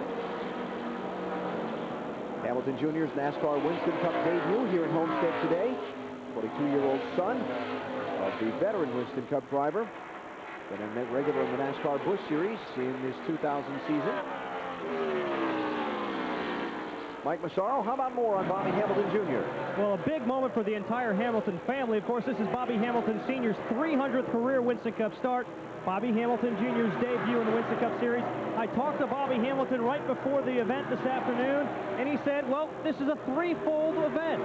The 3 accomplishments they want to have are to first help the truck team improve. That's the crew that they brought to the racetrack today. Also, help give Bobby Hamilton Jr. a little bit of confidence because there's no pressure. And at the same time, help him prepare for some adjustments next year in the Busch Series. The Busch Series will be making an engine change, going to a 12-to-1 compression ratio. Very much the same as what they're running today in the Winston Cup Series. The Hamiltons, one of several family combinations in today's race. You see 5 sets of brothers and 2 father-son combinations. Wow, I mean, that's 14 people in this race directly related, either brothers or father-son.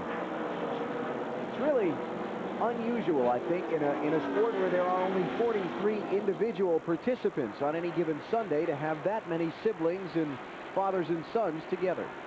But fathers and sons and brothers understand how the business works. If you go out and to hire a race car driver, you need to hire someone that understands how the business works.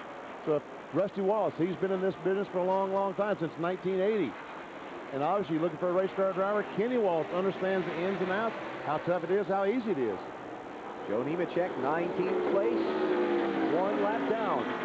Next up, Dale Earnhardt for leader Tony Stewart. Earnhardt has a history of not going a lap down very easily, and I would expect he'll give Stewart all he can handle here. This might be exactly what Ricky Rudd is looking for to close in. Right now, Rudd is about a second behind Tony Stewart, but as he battles with Dale Earnhardt, maybe Rudd can come up. Oh, no. I thought Tony Stewart's going to be able to drive on the inside because Dale Earnhardt got the car pushing off the corner, could not quite get there. Maybe a result of that fender he got knocked in the opening couple of laps. Earnhardt on the throttle, back off the throttle. Tony Stewart trying. He wants to get on the inside. Will Earnhardt let him go? Looks like he has to. Doesn't have much choice there. Look at this. Earnhardt chops the nose off of Stewart's Pontiac. Wow. Earnhardt fighting, going a lap down as Stewart trying to get him behind him. That'll be a big obstacle for Joe Gibbs Racing and his teammate Bobby Labonte if he can put Earnhardt a lap down here. Ricky Rudd has already closed half the distance between himself and Tony Stewart. He's a little over second now. He's a little over a half second behind the leader. And there you see Ricky Rudd just a few car lengths behind Tony Stewart. Earnhardt passing Kevin LePage. Kevin in 31st position, about to go 2 laps down to the leader. Look at how far up the racetrack Dale is. Seems to be working for him. Maybe he just discovered something by accident. When Stewart got underneath him and he had to run the outside, maybe he found out he could make a better lap time there. So Stewart continues to track Dale Earnhardt, the 18th place runner, try and put him a lap down. As we have Tony Stewart out in front of the Pennzoil 400 coming up on the midway point of today's race. Bobby Labonte, the championship leader, back in 7th position. Green flag pit stops a moment ago. Everybody under pressure to get their driver all they could. Tony Stewart and Ricky Rudd's teams getting the job done best right now. They hold the top 2 spots. We're back with more of NASCAR on NBC in a minute. As we come back to the Homestead Miami Speedway, Tony Stewart squeezes in front of Dale Earnhardt to finally put him a lap down. And there's 2 crews on pit road. Oh, look out! No, Earnhardt almost in the back of Tony Stewart down in 1. I started to say there's 2 crews on pit road that are delighted. Tony Stewart was able to do that. His crew and Bobby Labonte's crew, because now Earnhardt's ability to win has been reduced greatly, going a lap down. Earnhardt's still running that high line he tried the first time Stewart got underneath him. It helped him for a while because he'd actually moved away from Tony for a bit, but they were in lap traffic. When Stewart's car got out into the open air, he quickly closed back on Earnhardt and he moved around him. 2nd place, Ricky Rudd, about to dust off the 7-time champ. Well, he's going to try to anyway. Well, I started to call that pass already made, but that would have been an early call, kind of like they did last Tuesday. Yeah, that's a particularly sensitive topic here in Florida right now, I would imagine. So Earnhardt back in 18th spot, a lap down. Mike Massaro asked him before the race if he was watching his chance to win that 8th championship fade away today, and he kind of talked like he wasn't ready to concede yet, but I think about now, he's pretty frustrated. Kurt Busch has gone a lap down, the 97 car. He's in 17th position. Stewart continues to set a blistering pace. Tell you what, Rudd is staying right with him, stride for stride. Lap times pretty comparable. Remember, Ricky's team got him the lead on the green flag pit stops back in lap 90 and 91. Tony ran him down and passed him, but he really hasn't gotten away. In fact, that's the biggest lead he's had from lap 91 to where we are now at lap 124.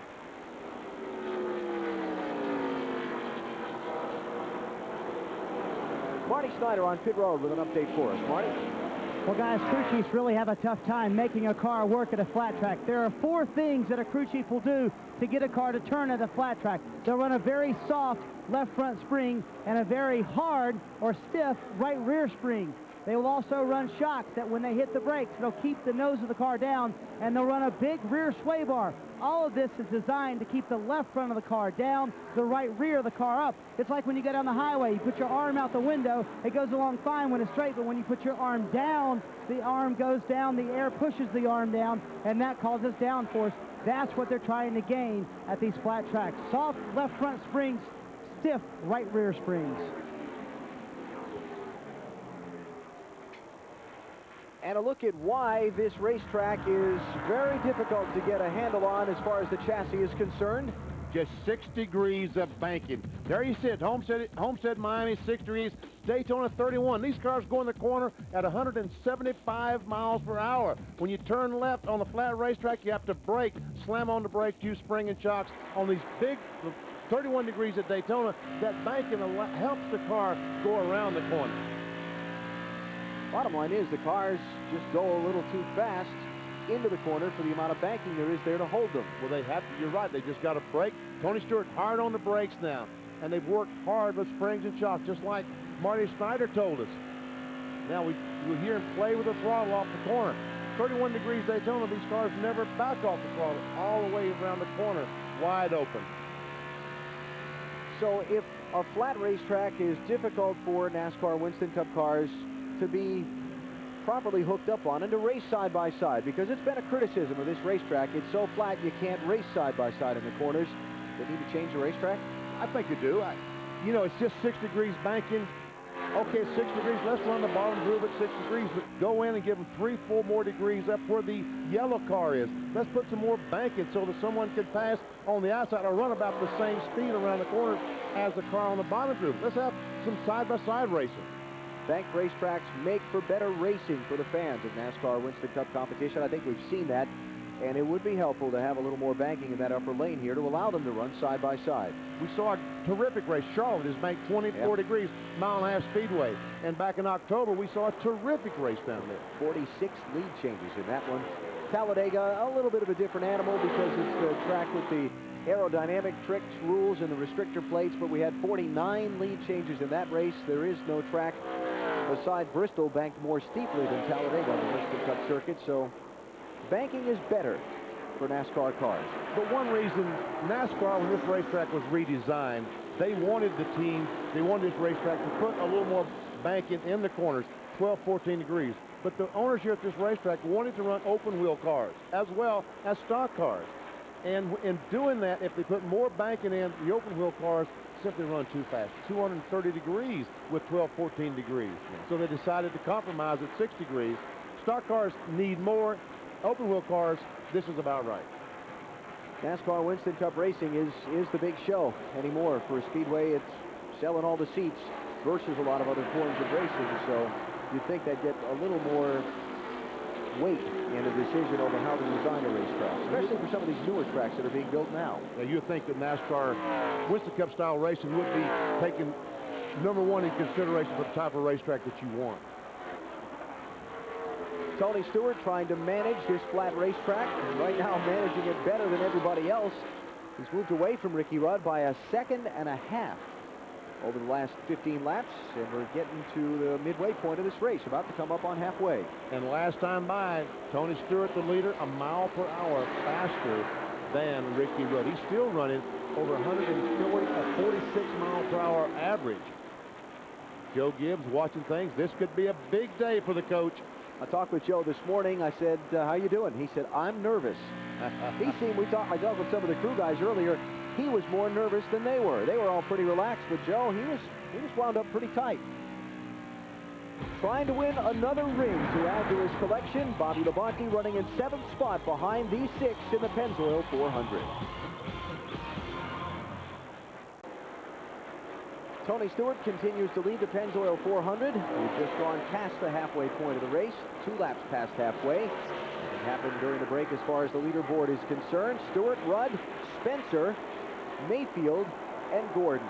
Now, Dale Earnhardt got by Kurt Busch a minute ago to take the 17th spot away. Watch this. You know, we call Dale Earnhardt the Intimidator. Here's why. Going down in the corner, Kurt Busch goes in the corner. Earnhardt said, now, son, I'm going to show you how to get some out of the way. There, you just touch him in the left rear. He goes up the racetrack. You go on. He gets the car back under control. No damage is done. Now, that's how you do it. Now, it was a couple of races ago at Rockingham when Earnhardt Jr. and Kurt Busch got into it on the racetrack. Now, Daddy Dale owns Junior's car. I think he was saying, remember me? That was a lot of money I spent fixing that car. That could very well be. I talked to Kurt Busch out in California about that, and he said, one thing I've got to learn about this business, I've got to learn where the front bumper is on my car. Let's go to Dave Burns. And Benny, I imagine that he will remember that and learn that very, very well. I talked with Jeff Hammond, his temporary crew chief, this morning, and he said, you know what, Kurt really does think like a racer. His feedback is, and I quote, phenomenal. So he believes that Kurt Busch is probably going to be Rookie of the Year next year, though it's going to be tough. And he thinks probably within 3 years he could contend for a championship. Kurt Busch has shown an enormous amount of talent in a short period of time. 22 years old, out of Las Vegas. Ran the NASCAR Craftsman Truck Series as a rookie this year. First race out of the box at Daytona. Got a top 5 finish. Went on to score 4 victories during the year. Kurt Busch last year at this time, 1 year ago, the driver of the 97 car was working at the Las Vegas Water Department. Yep. And all of a sudden, he's in a Winston Cup car at Homestead a year later.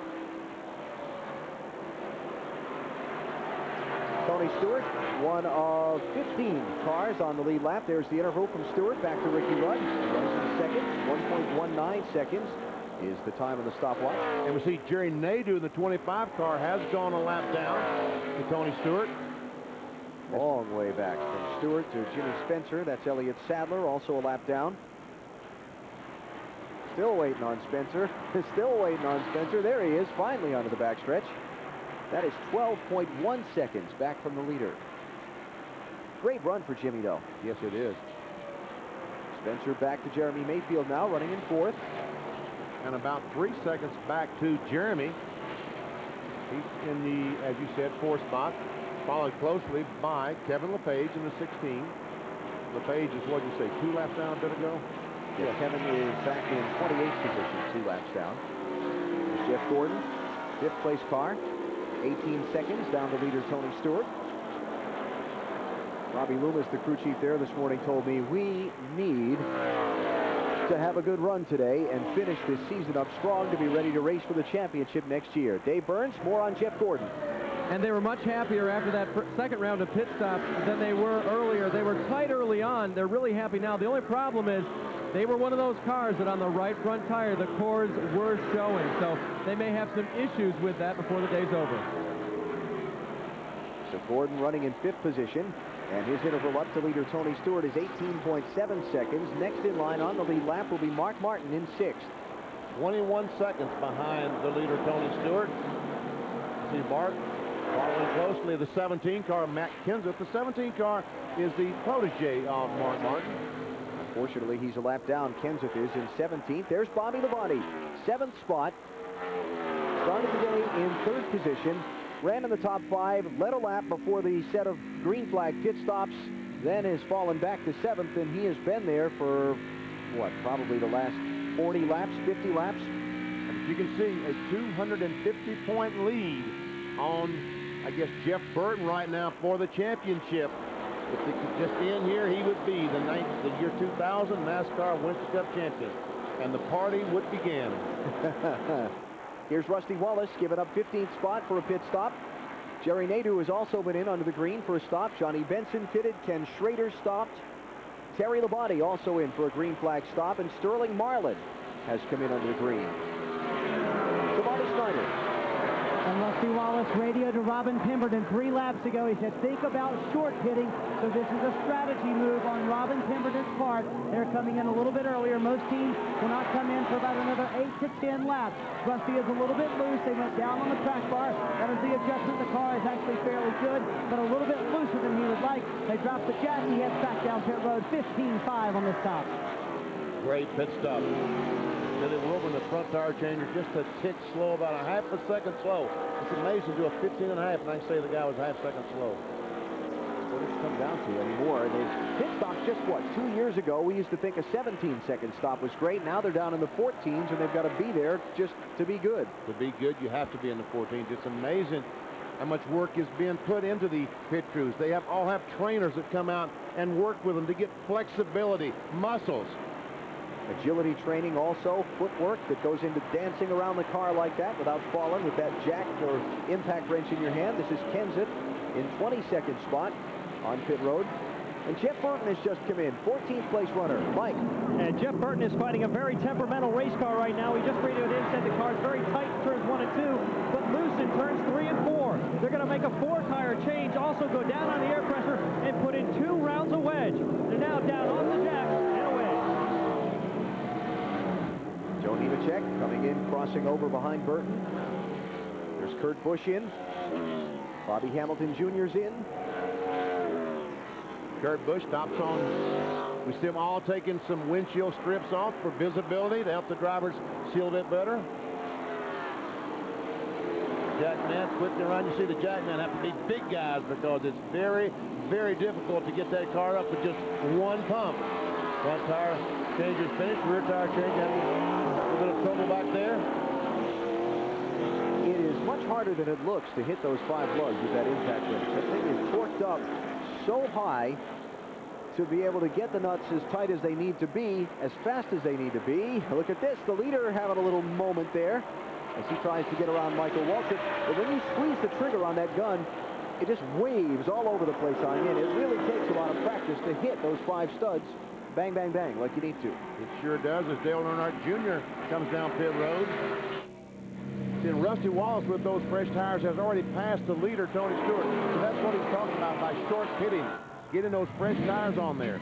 As Dale Jr. stops early, gets some tires. We're going to make a chassis adjustment there. Let's go down to Marty Snyder.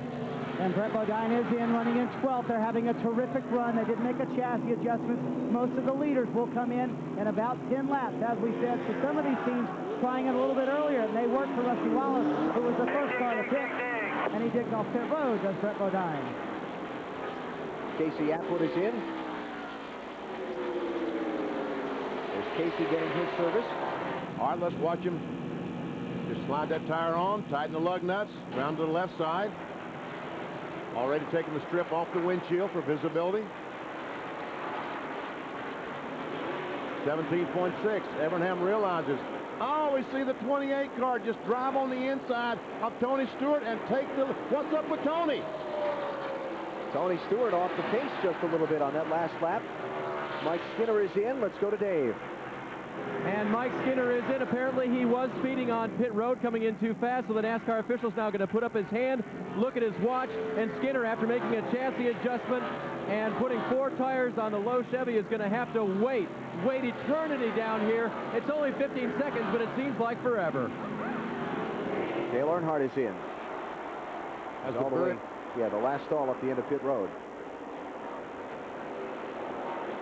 And as Earnhardt leads, Dale Jarrett is on pit road, Dave Blaney is on pit road, and Tony Stewart, who just gave up the lead to Ricky Rudd, comes in for service as well. He stops at lap 150. Let's go to Dave. Last year's champion, Dale Jarrett, now comes in. They've taken a tearaway off the windshield. Wedge adjustment into the left rear. They're already around to the right side. Smooth stop so far as Tony Stewart gets held up now by Rick Mast coming into the pit. Stewart, the leader, coming in. He is finally in his pit. Right side now going on for Stewart. I just talked to Greg Zipadelli. They said no changes, as now Jimmy Spencer will pull in right behind him. Spencer, they're going to go to the right side as well. And Jimmy, earlier they were saying that with cloud cover that the 26 was getting tight. 14.5 for Stewart, as Jimmy Spencer now has a clear pit lane in front of him. Marty Snyder. And Ricky Rudd comes very slowly down pit road. This is the same car they had last week at Phoenix. It took them 44 hours to get the body fixed, but it is still very good today. They think on the longer run, they are better than Tony Stewart. They did just pass him for the lead. The car has a slight push. They will make no adjustments, however, and it will be a 4-tire stop for Ricky Rudd. Let's go to Mike Massaro. And Jeremy Mayfield locks up the binders, comes to a complete stop in his pit box. Car's been a little bit tight. They'll make a wedge adjustment. Peter Suspenza, the crew chief, also calling for a 4-tire change and fuel. It's up on the jack stands. Back to you guys in the booth. We saw just a second ago when Tony Stewart left pit road. A little puff of smoke out of his car. 6-car Mark Martin on pit road. Here comes Bobby Labonte to make his pit stop. He has to slam on the brakes, slow down, because right there starts the timing zone for the speed on pit road, which is 45 miles per hour. They've been running around the racetrack, average speed 145. They got to slow down to 45. They do that by watching the tachometer, a certain RPM. Steve Park following Bobby Labonte down the pit road for service. He stops at lap 152. Marty? And Bobby Labonte is in. The car started tight on this run as well. It stayed tight, however. They went up on the track bar 2 rounds. It will be a 4-tire change for Bobby Labonte. He is happy with the car. They think it's about a 5th-place car right now. They're going to try and make it just a little bit better. Jeff Chandler puts on the left front. They drop the jack and down and away. Those Joe Gibbs teams, once again, some great pit stops. A 14.9 for Labonte. I believe the coach just had to write another check. I think he did too. Labonte on that access road inside of 1 and 2, now rejoining the racing surface on the backstretch. After the pit stops, Ricky Rudd has held the lead. Bobby Labonte did lead for a lap before coming into pit. Now Rudd goes back out in front, and he has opened up a 3.4-second lead on Tony Stewart through the pit stops. Now, when Stewart left pit road, just as he got to the end of pit road, I saw his car bog down, and a big puff of smoke came out of it, and then he took off again. The right front wheel, for some reason, stopped turning. Either he slammed on the brakes and slid the right front, or a lug nut jammed in the brake system somehow and stopped the right front. And then the car continued on. I saw the same thing, Alan, and I don't know exactly what might have happened. Here's another look at what happened as Stewart tried to exit his pit, and also when he came in. We was talking about the 14-car of Rick Mast is about to leave just as Tony Stewart is going in. Tony had to slow down, let Rick Mast get down the road. He goes into his pit stall. Difference between Ricky Rudd coming away with the lead that he had and the closeness between the two when they went down the pit lane. But something still happened when Stewart left pit road that cost him a little more time. So after green flag pit stops, Ricky Rudd leads Stewart, Spencer, Mayfield, and Gordon. We are past halfway in the Pennzoil 400.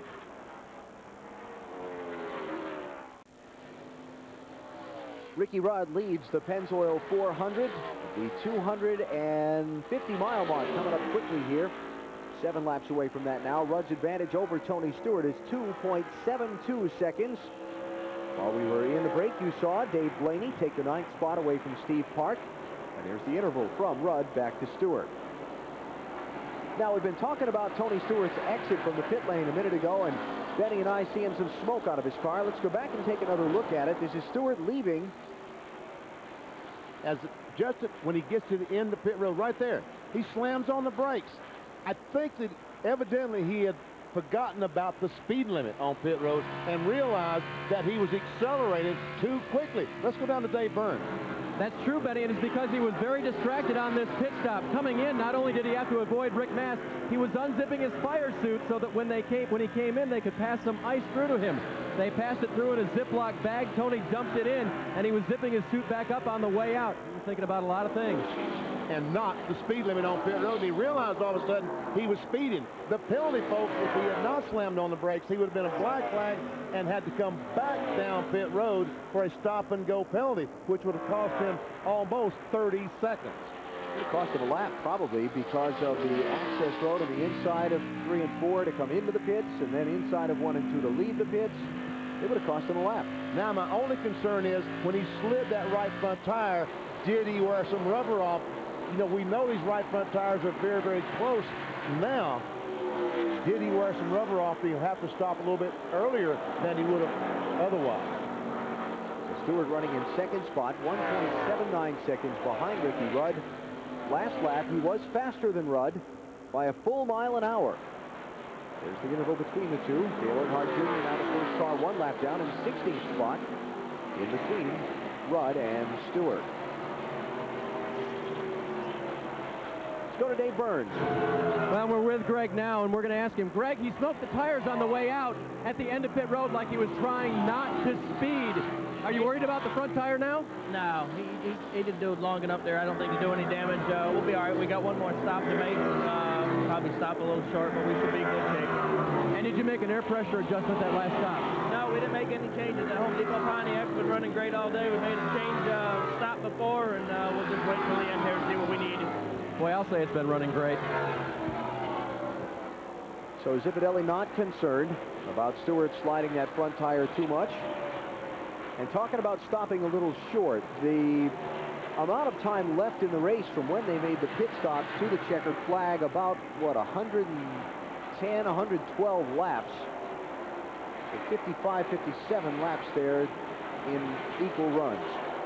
And we see the 12 car, Jeremy Mayfield, trying to get work through some lap traffic. There's Michael Waltrip, who had to stop on the parade lap to replace an oil line. He's now 4 laps down. Joe Nemechek, the 33 car, he's back in 18th. He's a lap down. There comes Jimmy Spencer. Great run for Jimmy. He is still top 5, 4th position.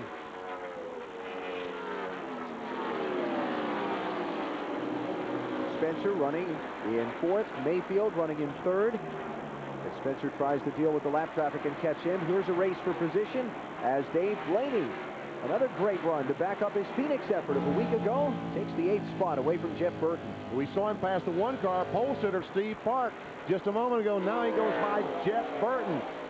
Wow, Blaney here at the end of the season, coming on strong. Now Park to challenge Burton next for 9th spot, with the lap car of Kevin LePage in between them. LePage 2 laps down in 29th spot. Ricky Rudd is the leader of the Pennzoil 400. 250 of the 400 miles are complete. There are the top 6. Bobby Labonte, the championship leader. He's back in 7th spot. Richard Childress watching Dale Earnhardt try and keep from getting closed out, doing whatever he can to try and keep up.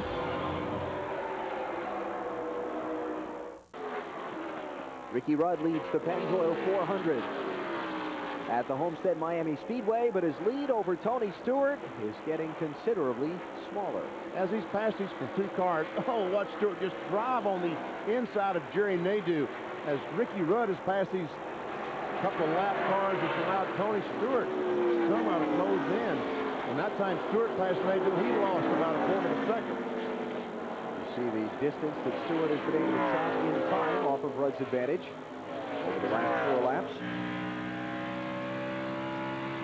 Got him in the gun sights now. Ricky Rudd really, though, has a very good race car here today. If it were not for Ricky Rudd, Tony Stewart would have a 16-point-second lead on 2nd place, but he's got Rudd there almost as fast as he is.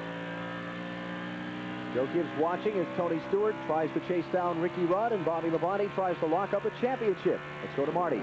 Well, everybody's been talking about how great this title would be for Bobby Labonte, but how about Joe Gibbs? You know, it took him only 3 years to win his first Super Bowl. He has now been a car owner in the Winston Cup Series for 9 years, and Bobby will freely admit that Joe Gibbs is one of the main reasons that he is on the verge of winning this championship. Joe will turn 60 in 13 days. And you know what's funny about all this? Bobby grew up with Dallas Cowboy fans. He said, and I quote, "I hated the Redskins." Maybe he doesn't anymore. I would say that they found a way to work through that. Yes. Very definitely. Bobby Labonte running in 7th spot now, ahead of both Jeff Burton and Dale Earnhardt, in position to lock up the NASCAR Winston Cup title for Joe Gibbs. You know, Joe went to Super Bowls and won them with 3 different quarterbacks. He did it with Joe Theismann, he did it with Doug Williams, and Mark Rippon also won the Super Bowl as quarterback for Joe Gibbs. And Joe has spoken in as many football analogies as he does that the drivers are the quarterbacks of his race team, and he's got a couple of good ones in Bobby Labonte and Tony Stewart. Yes, he does. He has 2 of the best on the speedway now. Rusty Wallace a lap down. Tony Stewart closes in on the back bumper. Ricky Rudd already by. Oh, Tony just drives down to the apron. He says, "Okay, Rusty, if you want the groove, I'll take the bottom of the racetrack." He goes by it. Rusty and Mike Skinner in the same breath almost. Skinner is 2 laps down in 23rd.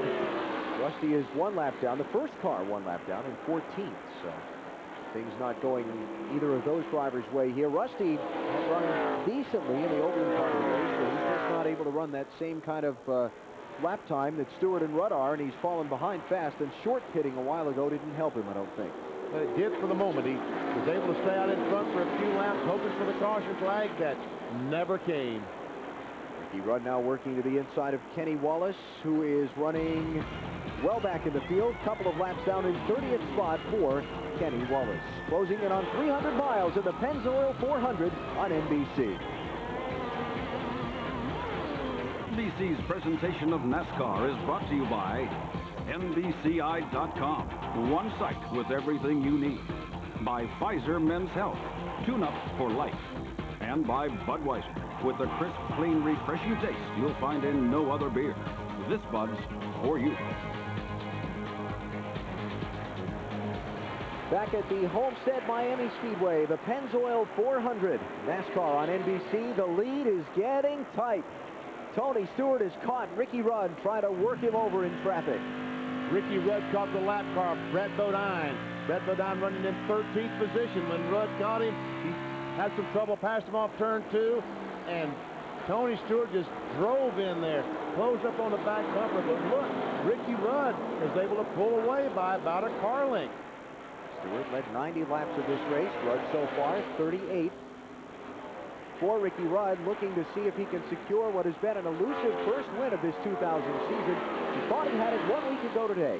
Out at Phoenix, Arizona, was leading heading into the final laps when Rick Mast in the 14 had a flat tire, got hit by Mike Bliss in the 27, and he spun right in front of what looked like sure winner Ricky Rudd.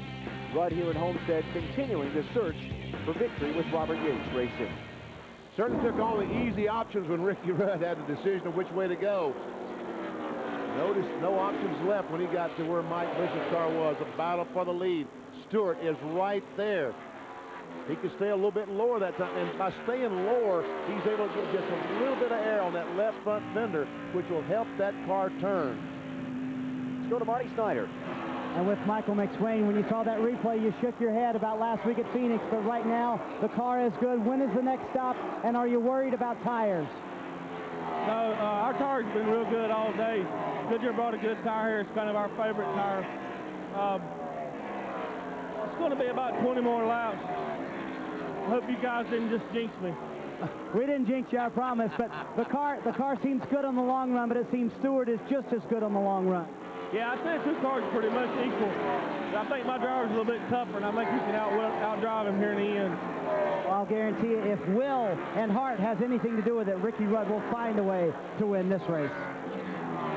You know, Marty, if something does happen to Ricky Rudd here, you're going to have a hard time living with Michael McSwain down there. Oh, man, oh, man.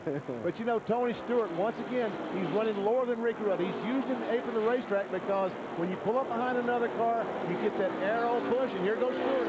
He's on the inside. This is for the lead off turn 2. Now, is Ricky Rudd going to chop off like Dale Earnhardt did? No, he did not. So Stewart back out in front. Rudd going to try and get back up underneath him, see if he can use the air to wiggle Stewart up out of the bottom lane. Didn't work. Not this time. So Tony Stewart assumes the lead as they complete lap number 185. Stacy Compton is back on the track, 136 laps down to the race leader. He was one of the drivers involved in the big 5-car wreck at lap 33. Spent an enormous amount of time behind the wall getting repairs, but he has rejoined the event. Trying to look and see if he can pass the other 2 cars that are out of the race that are still ahead of him in the standings, Darrell Waltrip and John Andretti. Ken Schrader, green flag pit stop for him, while we watch Ricky Rudd try and stay with Tony Stewart, the race leader. Michaels said that it would just be about 20 more laps for pit stops for the leaders, so that's going to set up a very long run to the finish of this race, barring a yellow flag. Matt Kenseth, hang on to it, Matt. Hang on. Got pushed up out of the groove. There's a lot of debris, a lot of sand, rubber up there. Luckily, Kenseth able to save the car.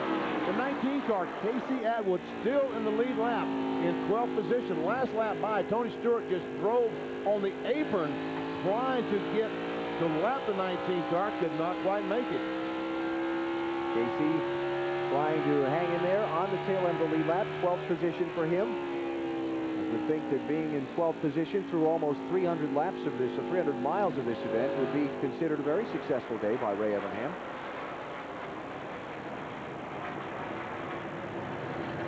Tony Stewart leads Ricky Rudd, Jeremy Mayfield, Jeff Gordon, and Jimmy Spencer. Bobby Labonte is in 7th position with 81 laps to go at Homestead.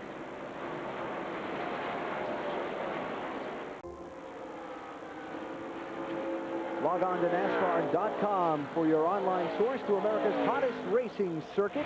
You'll get all the news, results, and a complete look at the point standings, plus audio wrap-ups, and check out a special cyber chat with some of NASCAR's biggest stars. NASCAR.com, the official site of the National Association for Stock Car Auto Racing. Tony Stewart, the leader of the Pennzoil 400, coming up on the 300-mile mark in this event in just another 8 laps. Here's Rusty Wallace, short pitting, 76 to go. That means he has to stop again. I don't think he can run to the end of the race. So that short stop did not work out well for Rusty. Last pitted Rusty at lap 142, 50 laps ago. So if 50 laps is as far as he can run, he is going to have to stop at least once more in the event. Marty? And again, in the track position early on in that run, Alan, but again, it did not pay off late in the run. They're going to have to pit a little bit earlier, and this is where it costs you if you short pit, and it doesn't pay off. It was a 4-tire stop for Wallace. They made a chassis adjustment on the left and on the right, 15-6 on the stop. Bobby Labonte chasing the NASCAR Winston Cup Championship. Runs in the 7th position. He ran in the top 5 for most of the early going, then fell back after the last pit stops at lap number 148 and 149 to 7th spot. He's run there ever since. Hasn't moved up, hasn't fallen back. Going into the race, Dale Earnhardt was his closest pursuer, and just a few laps ago, he lapped Dale Earnhardt, talking about Bobby Labonte. So I think we can kind of eliminate Earnhardt winning the championship, and there is the next contender. Jeff Burton, the 99 car, about to go a lap down as Tony Stewart passes him down the back straightaway. Jeff Burton, the 11th place car. Let's hear from Jeff Burton's team, Mike Massaro. And Frank Stoddard, crew chief for Jeff Burton. Frank, it looks like the car's struggling a bit right now. What's wrong? Yeah, we're trying to work on the car right now. We're getting ready to do a pit stop here. It's just been a little bit off all day, and with no cautions here, it's tough to do much. Is there anything you can do to get the car back towards the front? Yeah, we could get a caution, we'd be happy. There's what they need, guys. Back to you. Beginning to see some green flag pit stops as Wally Dallenbach is in. We saw Rusty Wallace a minute ago. Johnny Benson has come back down pit road. He was in under the green a minute ago and left one of the lug nuts off. The team did, so he didn't come back in and put it on. Frankie Stoddard talked about needing a caution flag. That's the last thing in the world he needs right now is a caution flag, because he was just lapped by the leader, Tony Stewart. And there's Dale Jarrett, last year's champion, about to go a lap down, the 88 car. Last caution flag we had was back at lap number 33. We're at 195 now, so it has been a long time since the yellow was waved. This is for 8th position. As Steve Park tries to claim a spot away from Dave Blaney. Park in the yellow car, Blaney in the 93. The inside of Joe Nemechek. Nemechek a lap down in 20th spot. Let's go back to Bobby Labonte just for a second and mention that all he needs to do today is finish in front of Jeff Burton and Dale Earnhardt to win the Winston Cup title without even having to go to next Sunday's race in Atlanta. Labonte is 7th, Burton now a lap down in 11th, Earnhardt a lap down in 17th. Things are looking good for Bobby and Joe Gibbs. Right now things are really looking good for Joe Gibbs, because one of his cars is leading the race, and the other car, if he can just stay where he is for the next, I don't know, 70 laps or so, will be the 2000 champion. Tony Stewart has led 103 of the 197 laps now. Ricky Rudd has led 41, Mayfield 25, Spencer 15, Park, Bobby Labonte, and Elliott Sadler have each led laps also in today's race. Tony Stewart leading, getting down to the final 100 miles of the Pennzoil 400. Back for the green flag pit stops for the leaders after this.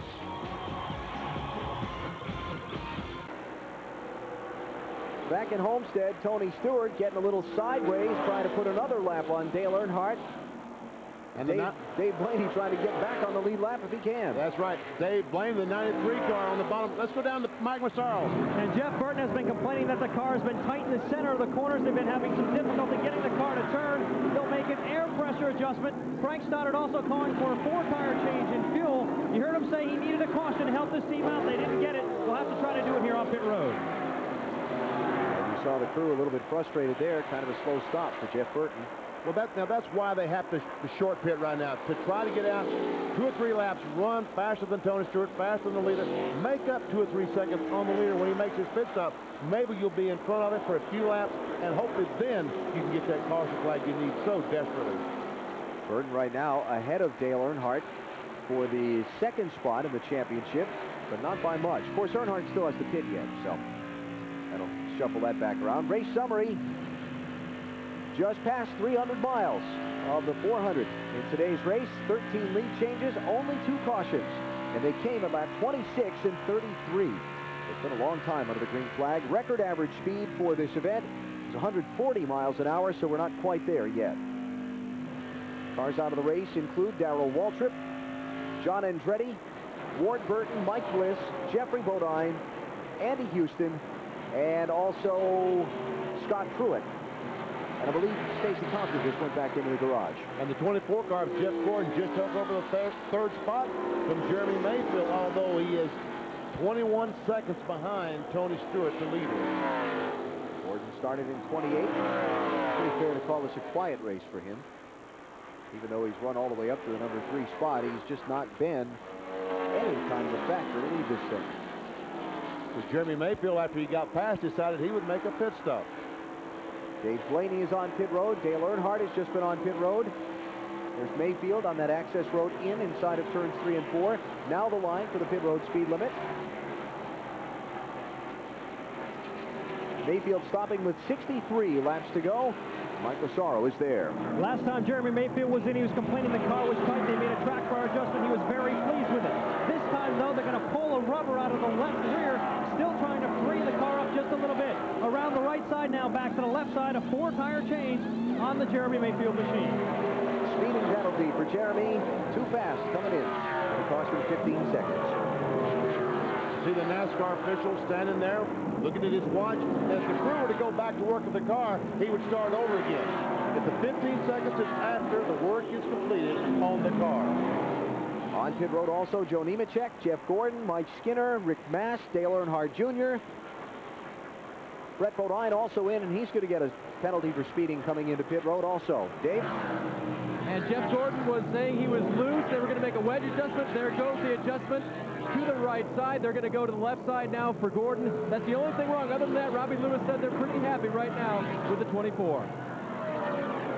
Good stop for Jeff Gordon. 15 seconds as we see the NASCAR Winston Cup official penalizing Brett Bodine for his speeding on pit road. And he'll step in front of Kurt Busch's car here, too, and tag him for speeding entering pit road. I guess this is the time of day to enforce the speeding coming in. Yes, there we see the official standing there. Say, okay, stop. Everybody getting a little careless in the late going here with it, probably, is what's going on. Dale Jarrett coming in, giving up 8th spot. Dale has not yet led this race today. Thank you. Let's go to Dave Burns. And that might explain why when I talked to Todd Parrott, his crew chief, he said, we're terrible. They did get lapped by the leader, even though they were running in 8th place when they gave up this spot. They're going to make all kinds of adjustments. You see a wedge adjustment going in. They're making air pressure adjustments as well. Todd couldn't even tell me what the car was doing. It was loose and tight. They're very frustrated today. Caution is out. Caution on the speedway in the middle of this series of green flag pit stops. And I don't know why. Wow, what a huge, huge disadvantage to all these cars that just made pit stops, because Tony Stewart, the leader, has not made a pit stop yet. Nor has Bobby Labonte made a pit stop. I'm assuming there's some debris out there somewhere that I can't pick out looking down here from the booth, BP, because nobody has crashed or spun, and I don't see any blown engines. It looks like when this thing restarts, only 5 cars will be on the lead lap. Apparently there's something down inside turn 1 is the report we're getting from NASCAR now, so that is the caution. It will come out with 58 laps to go. Somebody or something was smoking down in turn 1, and that is the reason for caution number 3 in this Pennzoil 400. huge, huge turnaround, good and bad for different drivers. Yes. Wow. We'll see Tony Stewart, Ricky Rudd, Jimmy Spencer, Mark Martin, Bobby Labonte all make a pit stop. Going to leave us with just 6 cars on the lead lap. Stewart, Rudd, Spencer, Martin, Bobby Labonte, and Steve Park. Steve raced Tony back around to the caution flag to get back onto the lead lap. So good heads-up driving by Steve there. And now we're hearing that Steve Park did not beat Tony Stewart back to the line, so he's going to have to stop and go back behind the pace car and go back a lap down. So really this is going to be head-to-head between the Stewart and Rudd pit crews to see who gets out first. Last couple of times it was Rudd's crew getting the jump on Stewart's. Stewart getting held up both coming in and leaving his pit stop last time, but it was under the green flag. These under the caution with 57 laps to go when they cross the start-finish line. Let's go to the leaders pit. Dave Burns will cover Tony Stewart's stop for us. And Tony told them, I like the forward bite better. I'm a little tight in the center. Take a half pound out of the right rear. Don't change me much. Also, they're going to slip more ice into Tony. He's going to put it under his left belt. Marty Snyder. Ricky Rudd's car is very good. He has a little bit of a push, but they're going to leave it alone. They think they're going to be better on the longer run. There's going to be about 58 laps to go by the time the green flag goes. Let's go back to Dave Burns. Slow stop for Tony Stewart. He did have to put that pack of ice underneath the left belt, but other than that, they were just working on the left rear apparently, and that was what slowed him down. Bobby Labonte coming off pit road in 5th position. Last car on the lead lap. There are just 5 remaining when that caution came out in the middle of the green flag pit stops. So we'll take a break here. 57 laps to go. Bobby Labonte is in position to claim the NASCAR Winston Cup Championship trophy in just a little while.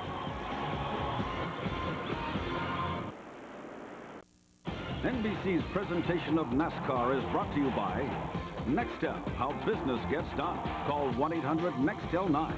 By Cooper Tires, a lot of mileage for the money. Cooper Tires, drive on. By Coca-Cola, enjoy. And by new Pennzoil Synthetic with Pennzoil. It's rocket science for your car. Log on to MSNBCSports.com and check out analysis by Benny Parsons on the rising stars of the Winston Cup circuit. Who'll emerge as the next superstar? Plus, who'll claim the 2000 Winston Cup title? Cast your vote. MSNBCSports.com, the official website of NBC Sports. Steve Park did not beat the leader, Tony Stewart, back to the caution flag a minute ago. Stayed on the racetrack like he had. Finally was forced to stop. Let the pace car catch up to him, put him the lap down, then decided to give it up and come on to pit road. It's going to drop him a number of positions.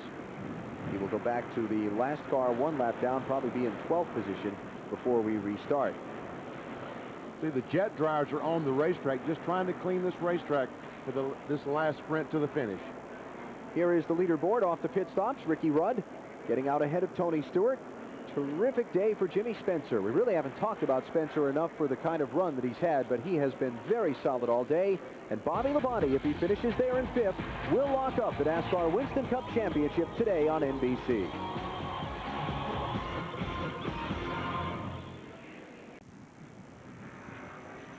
Under caution for the 3rd time in the Pennzoil 400 with 53 laps to go in the race. And Ricky Rudd taking the lead away from Tony Stewart on the pit stop. Caution coming out in the middle of green flag stops has trapped a lot of cars behind and left just 5 on the lead lap. Let's go to Dave Burns. Jeff Gordon was on and off pit road 2 times, Alan. They broke a throttle return spring. That makes the pedal come back. Now, it does have a secondary one. They did replace the one that broke, so Jeff's throttle pedal now comes back, but he slid the tires and flat spotted him, thinking that he might have a stuck throttle going into the turn a few laps ago. As for Tony Stewart, a lug nut popped off when they put the left rear on. They had to find the lug nut, put it back on, and then get him out of there. Mike Massaro.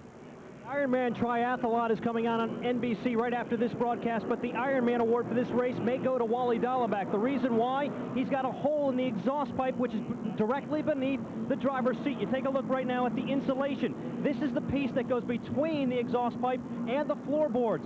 Fumes are coming up through the hole into the cockpit, as well as heat. It gets as high as 1,200 degrees, and right now Wally Dallenbach is enduring that, hopes to extend through the end of the race. Right now we go to Marty Snyder. Well, on that last run, Bobby Labonte's car was a little bit looser than he would like it to be, but he was made aware by Jimmy Makar of the fact that he is in position to win the championship. The smiles were growing bigger down here in the Interstate Batteries pits. They are getting excited. They know the championship is now within reach. There's not going to be any recount on this one. He's going to win it in a landslide. Yes, he is. Right now, his closest pursuer is Jeff Burton, who's back in 13th position. Dale Earnhardt, who started the race, his closest pursuer is in the 18th position. See Earnhardt running right behind the pace car. He will be at the, well, it'll basically be 2 laps down to the leader. He's just in front of the leader, so he's 1 and almost a full second lap down to Ricky Rudd when we go back under the green flag. Jet blowers out there continuing to clean off the racing surface. Leaderboard 5, the top 5 on the lead lap. As we get set to go back at it for the final 52 laps of the Pennzoil 400, Steve Park led early, has slipped back to the 7th spot. It has been all about Ricky Rudd, Tony Stewart, and Bobby Labonte today in the Pennzoil 400. NASCAR on NBC at the Homestead Miami Speedway for the Pennzoil 400. Second to last race of the 2000 Winston Cup campaign. Bobby Labonte in position to try and clinch the NASCAR Winston Cup Championship today.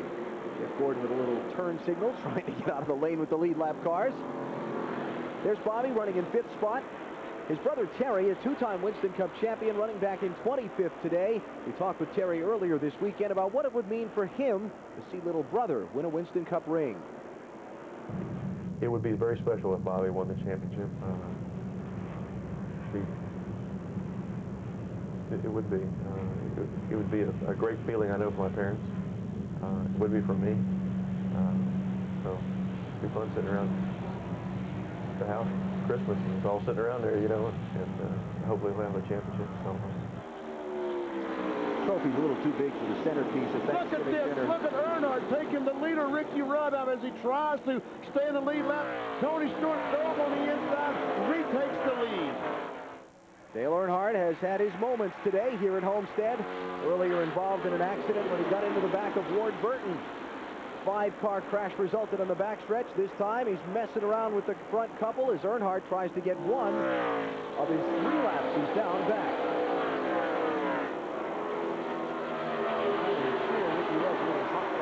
I'm sure he is, because Earnhardt trying his best. He got in the corner, his car wouldn't stick, and he just kind of carried Ricky Rudd up with him.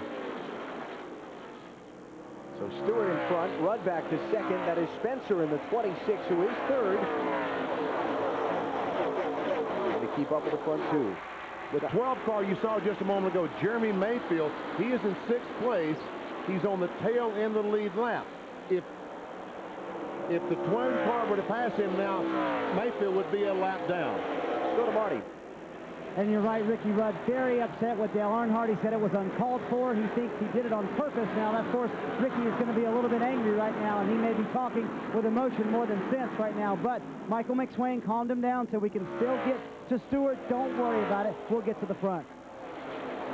Road rage in a race car will not help you on when you're at a place where you've got to save tires, and Ricky needs to worry about that right front. He's still got 47 laps to go.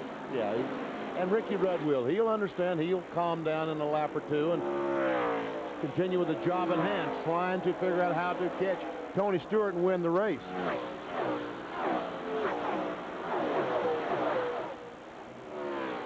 Dave Blaney working on Steve Park, 8th spot. Both are 1 lap down, unfortunately, because of that caution that came out in the middle of things. No, Blaney is 2 down. The 1 car is 1 lap down. See that little thing on the right side says 2? Yes, it's different than the one I'm used to looking at, BT. Adjustments being made in the broadcast booth here. Right now, only 2 cars are 1 lap down. Jeff Gordon and the 1 car of Steve Park. Rookie standings, Matt Kenseth leading Dale Earnhardt Jr. coming into today's race. Junior's running in 15th. Kenseth is running in 22nd. Blaney right now, the top running rookie. Caution is out again. Debris on the front straightaway. Caution number 4 is out. Huge break for Jeremy Mayfield. He will be able to stay in the lead lap, come in, get 4 fresh tires, and will be in 6th spot. And as a matter of fact, his crew might even beat some of these guys off pit road, because I believe that Stewart, Rudd, these other cars will stop and change 4 fresh tires. Caution at lap 224, setting up a 45-lap sprint to the finish of the Pennzoil 400 on NBC. 42 laps to go in the Pennzoil 400. Strategy under the caution flag. Top 3 cars did not pit. Stewart, Rudd, Mark Martin, all the rest of the cars on the lead lap, although there is only 3 of them, decided to pit. That would be Jimmy Spencer, Bobby Labonte, Jeremy Mayfield, all choosing to pit here. Let's go to Marty. If you wonder about Bobby Labonte being conservative, they are not being conservative. They made a move to try and win this race. They were the last car on the lead lap. They came down. The car was a little bit tight. They made an air pressure adjustment, took on 4 tires. That should help them, especially early in this run. Now for Ricky Rudd, he thinks he may have a little bit of left side fender damage from where Dale Earnhardt hit him. They had Mark Martin pull up, check it out. Mark Martin said it's fine. Let's go to Dave Burns. Marty, Jimmy Spencer knew that he could not win this race either. The car was very, very tight, and even though they caught a break on the last yellow, where one of the cars that had stayed out, they needed to come in this time. They pulled out the front valence just a bit, threw a hammer out there. The guys yanked it out. They also raised the track bar 2 rounds to try to help Jimmy turn the car. He said air pressure isn't going to do it, so they went ahead and made the track bar adjustment. Then they went back and worked around the nose of Spencer's car for a minute, too. That's what Dave was talking about. Yeah. Took a hammer and they beat the front fender, front bumper out, trying to get some more downforce on the nose of that car. Only certain amounts are allowed to do that, so. Well, that's right. It can only protrude so much. Far. Yeah, like a half inch or something. So hope it fits the template when they get back into inspection after the race. Gonna go green with 41 laps to go. Rudd was leading Stewart last restart. The lap car of Dale Earnhardt ran him up the racetrack. Stewart got the lead. Let's see what happens with Jeff Gordon. Do the leaders inside this time?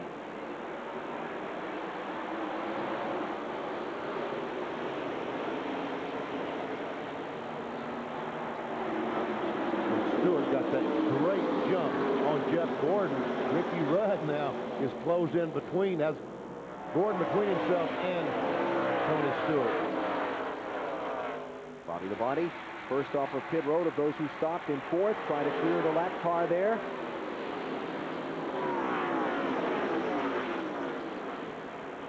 We talked about Terry and Bobby Labonte earlier. Bob Labonte, their father, the man who got them both started in racing, is here anxiously looking on. Mike Massaro. And he's a very nervous spectator right now, Alan. Bob, what are your thoughts right now as Bobby is poised to clinch his first Winston Cup championship? Well, you're a little bit more comfortable than I am, I'm sure. I never count it till it's over. You know, there's always something could happen here. He could have a flat tire, wound up 25th or whatever. But if he keeps his nose clean, he'll probably be all right. If he keeps his nose clean, in Bob Labonte's words, he will be the 2000 Winston Cup champion. Back to you guys. Bob's a great guy. He's been in the background in both Bobby and Terry's careers for so long and just done so much to get them where they are today in terms of support. He ran Bobby's Busch Series team when they won the Busch Series championship back in '91. He still runs Terry's Busch Series team for Terry's son Justin now. And I can tell you there is probably nobody more nervous on it. Well, maybe Joe Gibbs, but then second Bob Labonte as far as the nerve cases are concerned here at Homestead today. And Mark Martin, the 6th car, has quietly moved his way to the front, is in 3rd position now, and looks like he's giving Ricky Rudd about all he wants. Mark started 11th. Does not let a lap today. Remember, Mark stayed on the racetrack last Sunday in Phoenix under a late caution to try and steal a win there. Everybody else changed tires. Didn't work out. He got shuffled back to, 6th at the checkered flag. He took a look on the inside. He's still on the inside, trying to take that position away. It looks like this set of tires that Ricky Rudd's car has on it right now is just not matched exactly like the others, and Martin goes in the 2nd spot. That's Joe Nemechek in the 33. He's 3 laps down. That. Rudd gets in the back of Martin, knocks him up out of the groove, and Martin does a great job to save it. Did you see that car going about 30 degrees sideways, and y'all? Look at Bobby Labonte closing in on the both of them.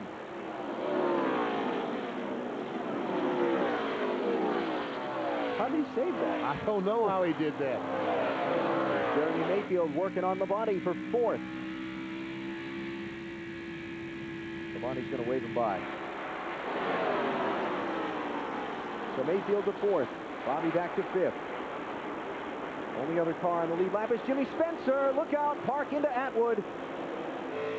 Nice job, Casey. Casey did a nice job. We're seeing a lot of bumper tag going on here in the waning laps of the Pennzoil 400. Let's go back and have another look at Ricky Rudd and Mark Martin racing for second a lap ago.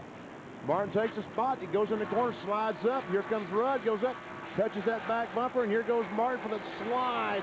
The slide for life. He saves it, but Rudd goes by. Mark ran it in there deep, had to step on the brakes to keep from running up the racetrack, and Ricky was still in the gas. Mark tried to close back in on Ricky, see if he can fight him once again for second spot. While this is going on, Tony Stewart is getting away. And Ricky Rudd said, oh, no, why can't I get away? Right, if I ever need to get away from a car right now, I need to get away from Mark Martin, because you know Mark is not too happy about that little move. Okay. I made a mistake. Please don't hit me. Please don't hit me. Ricky's had enough bad luck at Phoenix last week. 35 to go. Last lap speeds. Martin faster. And Tony Stewart faster than both of them. Tony's gone. He's 3.5 seconds ahead. Look at Tony. Dave Burns. And Alan, more words from Tony Stewart on how good the car is. Guys, I'm not even pushing this thing yet. Bad news for Rudd and Martin. Bad news for every one of them, because he, as you said, he is gone. The car is gone. Tony's led 132 laps of this event. Has been, I don't think any question, the dominant car today. Trying to win this race for a second year in a row. Let's go to Marty. Well, you guys said Bob Labonte and Joe Gibbs were the most two nervous people. I'd like to show you Mark Cronquist. He is a head engine builder for Bobby Labonte. And when it comes down to the end of races, when they're about to do something big, he paces. And he's got about 1,500 miles on those shoes this year. He paced for 2 hours in Indianapolis. He's been pacing for about the last 45 minutes, and he hasn't stopped yet. Race for second. Martin back up on Rudd's back bumper.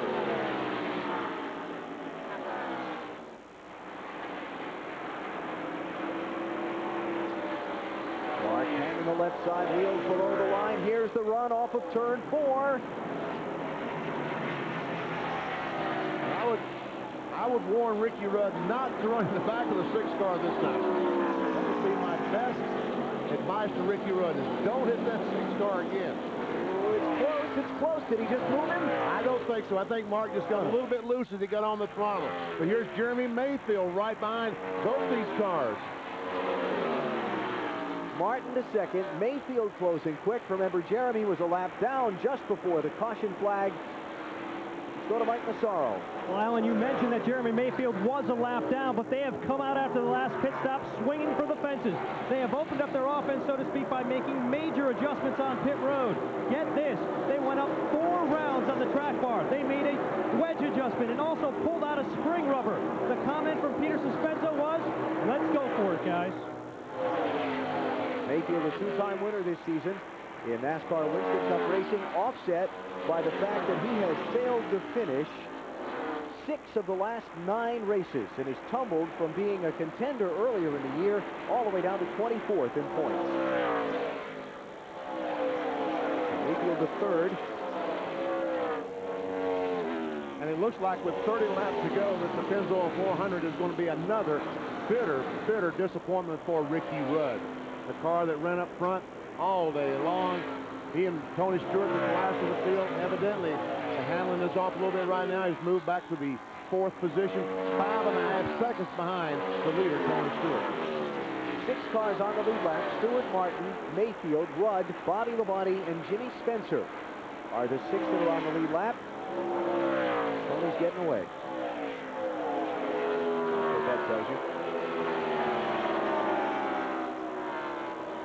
Bobby Labonte came down pit road. We heard the report from Marty a minute ago, trying to do what they could to win the race. Got a feel for it on this set of tires in the first couple of laps that it wasn't any better. So he's just settled in line by himself in traffic. And Bobby Labonte is a perfect spot right now. On the racetrack, all by himself. There's not anyone challenging for position behind, and he has a lot of distance between himself and the car in front in case that car has some kind of problem. So he's just going to ride right here and take home the 2000 Winston Cup trophy. It's worth some $3 million to win the championship. As Mayfield is around Martin for second. Martin just kind of pulled over, said, go on. Well, he looked up and he saw that the 12 car was faster, much faster than he was, so he said, go ahead. I don't think Jeremy can run down Tony Stewart, but Martin says he can. Go ahead. He's hoping, I guess, that the 12 car will use up his car trying to do that, and he'll be able to pass him back with a few laps to go. Mayfield's got 5 seconds to make up. As position shuffling back a lap down, that is Dale Earnhardt Jr. taking 12th from Rusty Wallace. Jerry Nadeau shuffles Rusty back to 13th.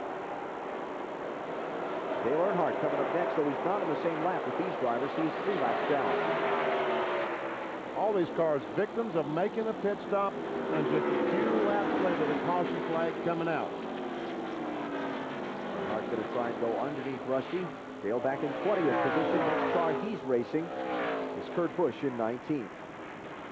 Tony Stewart leads. Bobby Labonte runs 5th, in position to clinch the NASCAR Winston Cup Championship. Nerves beginning to build for Joe Gibbs Racing.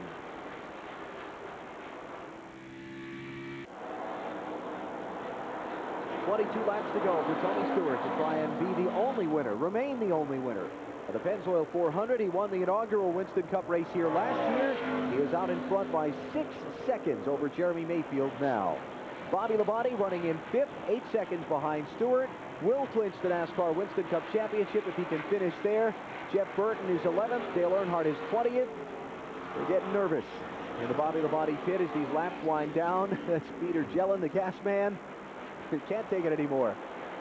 Joe Gibbs has been in this situation before, but it must be more difficult on Joe. When he was involved in the Super Bowls, he was so involved in the game, in the act of coaching his team to try and win. Here, Jimmy Makar's the coach. All he does is just stand there and watch these guys do their job. Let's go down to Marty Snyder and see what they're saying down there.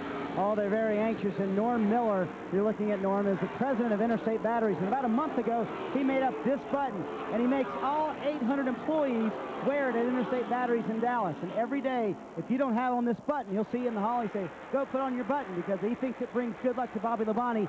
And he made up one for all 800 employees at Interstate Batteries and made them wear it every day until he wins the championship. Maybe they'll take them off on Monday now. Bobby Labonte with 4 wins this season: Rockingham, Indianapolis, the Southern 500 in Darlington, and the Charlotte race. In October, he's led 21 of 32 races. He's led the points all but 1 week from the 3rd race of the season on. 29 weeks at number 1. Wow. But the worst part about today, the only dark spot for Bobby Labonte today, if Tony Stewart wins the race, then that means that Tony will have won 6 times this year.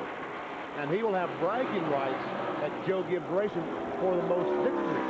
I think that the championship trophy will weigh heavily on one side of the scale where those bragging rights are concerned. Yeah, that's probably worth more than all 6 of those combined. But you know, the way that Joe treats this operation, the guys that work on Tony Stewart's cars here at the racetrack and work on Bobby Labonte's cars here at the racetrack work on both cars back at the shop. There are people who have jobs that are assigned, and they're assigned for both machines, not just one or the other. So this will be, when both take the checkered flag today, if things end as they are now, a big victory celebration with a lot of orange shirts to go along with a lot of green shirts. Yes, I'm sure that when Bobby Labonte is crowned champion, they'll all come down and shake hands with Bobby and the rest of that number 18 crew. Now, here's what I'm wondering right now, Benny. Back in '96, when Terry Labonte won the Winston Cup title, Bobby won the race, and they had what was such a memorable moment when the two made the side-by-side victory lap around the Atlanta Motor Speedway.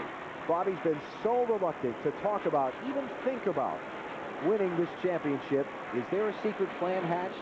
Will Terry and he do something? What will the celebration be? I don't know. That's a good thought. I haven't thought about that, but that was one of my most fondest memories in all of stock car racing, when Bobby and Terry Labonte rode side by side around the Atlanta Motor Speedway. One is the winner of the race, one is the champion.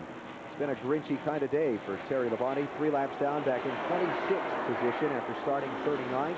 I think the Grinch stole the handle on the 5 car. He sure has. Racing there with Wally Dallenbach, though Wally is 7 laps down in 35th position. Wally in the 75 car. Steve Park still racing with Dave Blaney. These two have been together on the racetrack for about the last hour, it seems like. And they're running 8th and 9th, although it's really not a battle, because if Blaney were to pass the one car, he'd still be in 9th position because he's a lap down to Steve Park. Blaney's the first car 2 laps down. Park, the last car, 1 lap down in 8th spot. Park and Jeff Gordon, the only drivers 1 lap down. Got 5, 6, 7, 8, 9 drivers 2 laps down. As we watch Bobby Labonte about to come down to 14 to go. Haven't heard from Jimmy Makar yet today. Marty? Well, the car's been pretty good, and they did make the effort to win the race. Jimmy, you tried to win the race. The car just not handling as good right now. No, you know, we ain't been able to really be where we wanted to be all weekend. We've been trying a lot of different setups. Tried Tony's setup. We tried 2 or 3 other setups. We just never could hit something that was really fast. The car's not driving all that bad. We just don't have the speed. So, you know, unfortunately, we just missed it this weekend. But, I mean, the car's not terrible. It's just not competitive enough to win the race. Are you getting excited? Probably so. I would say he is. Bobby Labonte needed to finish 5th today. He runs 5th right now. See, and that's the whole thing about Jimmy and Bobby, this whole stretch drive to the championship. They have worked so hard around the shop and in public to not talk about the championship, to not get focused about it, not get thinking it's theirs.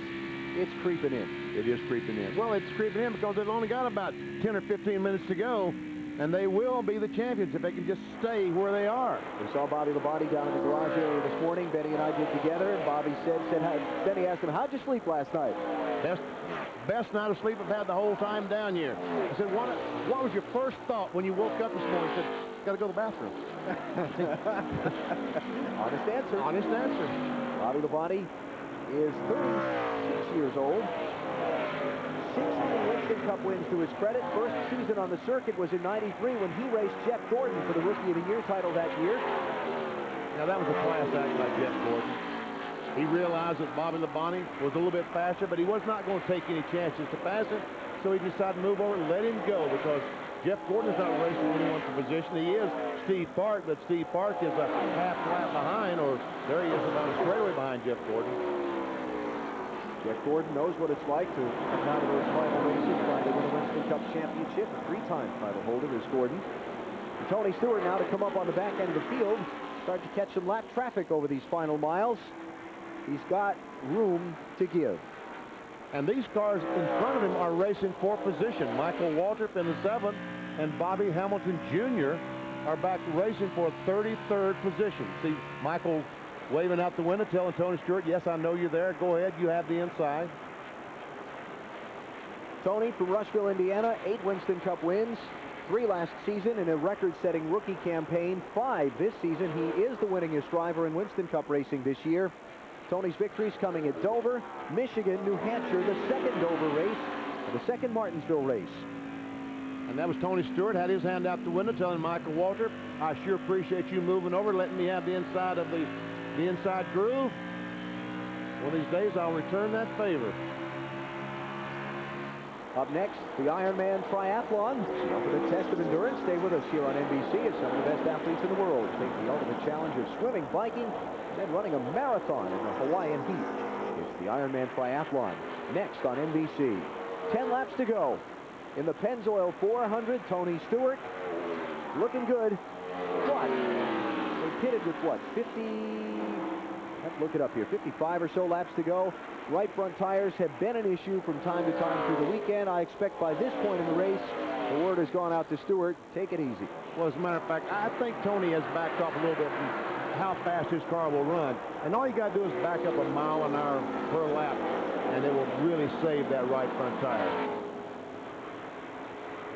Just ease in the corner, ease off the corner. Don't turn that wheel so violently in the middle of the corner, and that right front tire will last a lot longer.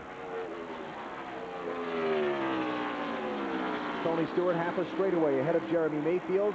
Another remarkable run for Mayfield. A week ago at Phoenix, he came back from a lap down to finish 2nd. Now he's come back from a lap down to run 2nd to Stewart here in Homestead. to go. Stories of this one, a couple of wrecks in the early going. Back in lap number 26, Andy Houston and Scott Pruitt, teammates, crashed in turn 3. Second yellow was at lap 33. Dale Earnhardt ran into the back of Ward Burton off of turn 2. 5-car wreck ensued involving Burton, Mike Bliss, Stacy Compton, and Jeffrey Bodine. And we had a long green flag run from lap 39 to lap 210 before we got another couple of quick cautions for debris at lap 210 and lap 224. We've got 15 lead changes so far today among 7 different drivers. Tony Stewart by far has led the most laps, 158 of the 260 that have been run to this point have been led by Tony Stewart. There's Bobby Labonte, the 2000.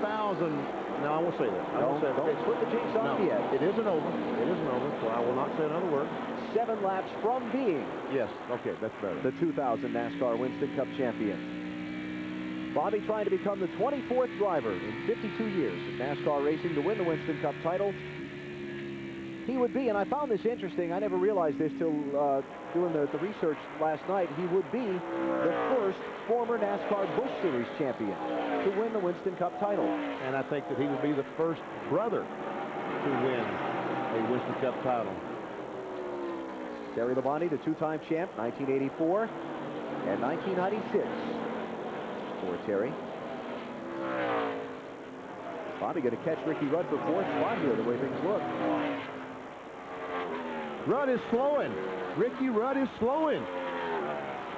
Something has gone wrong with the 28 car, and it just continues. You thought Bobby was going to catch him a little quicker, and he was just going to let him by. Marty, what's up with Ricky Rudd? And Ricky Rudd thinks it might be an engine going south on the Texaco Haviland 40. Radioed to Mike McSwain that I think the motor just broke, and as it goes by us, it does indeed sound sour like it's down on 7 cylinders. That crash leading in the final laps at Phoenix last Sunday has been a very strong contender for the win today. The engine's going south in the final laps at Homestead. With just 5 laps to go. Can you imagine that? Ricky has led 49 laps over 6 different occasions today, has been Tony Stewart's strongest competitor for the victory. 4 to go. Tony Stewart. Ricky Rudd told me this morning they stopped in Las Vegas. He and his wife Linda stopped in Las Vegas on the way out last weekend to Phoenix, and his wife ran $25 into about $500, and he ran $25 into 0.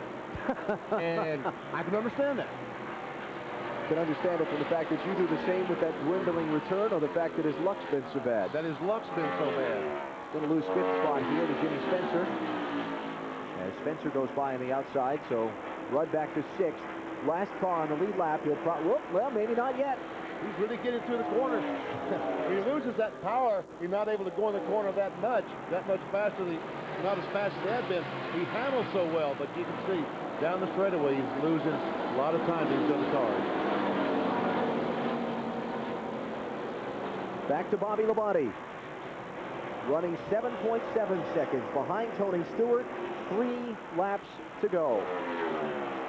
Now it's a game of concentration for Bobby. Not letting his thoughts drift, making sure he's hitting his marks, as the drivers call it, the places on the racetrack where you have to lift off the gas and touch the brakes, and where you want to put the car on the speedway. Just get it done for the final couple laps. Look at Mark Cronquist. It is eating him up. Still pacing. He's probably wearing a hole in the concrete back there.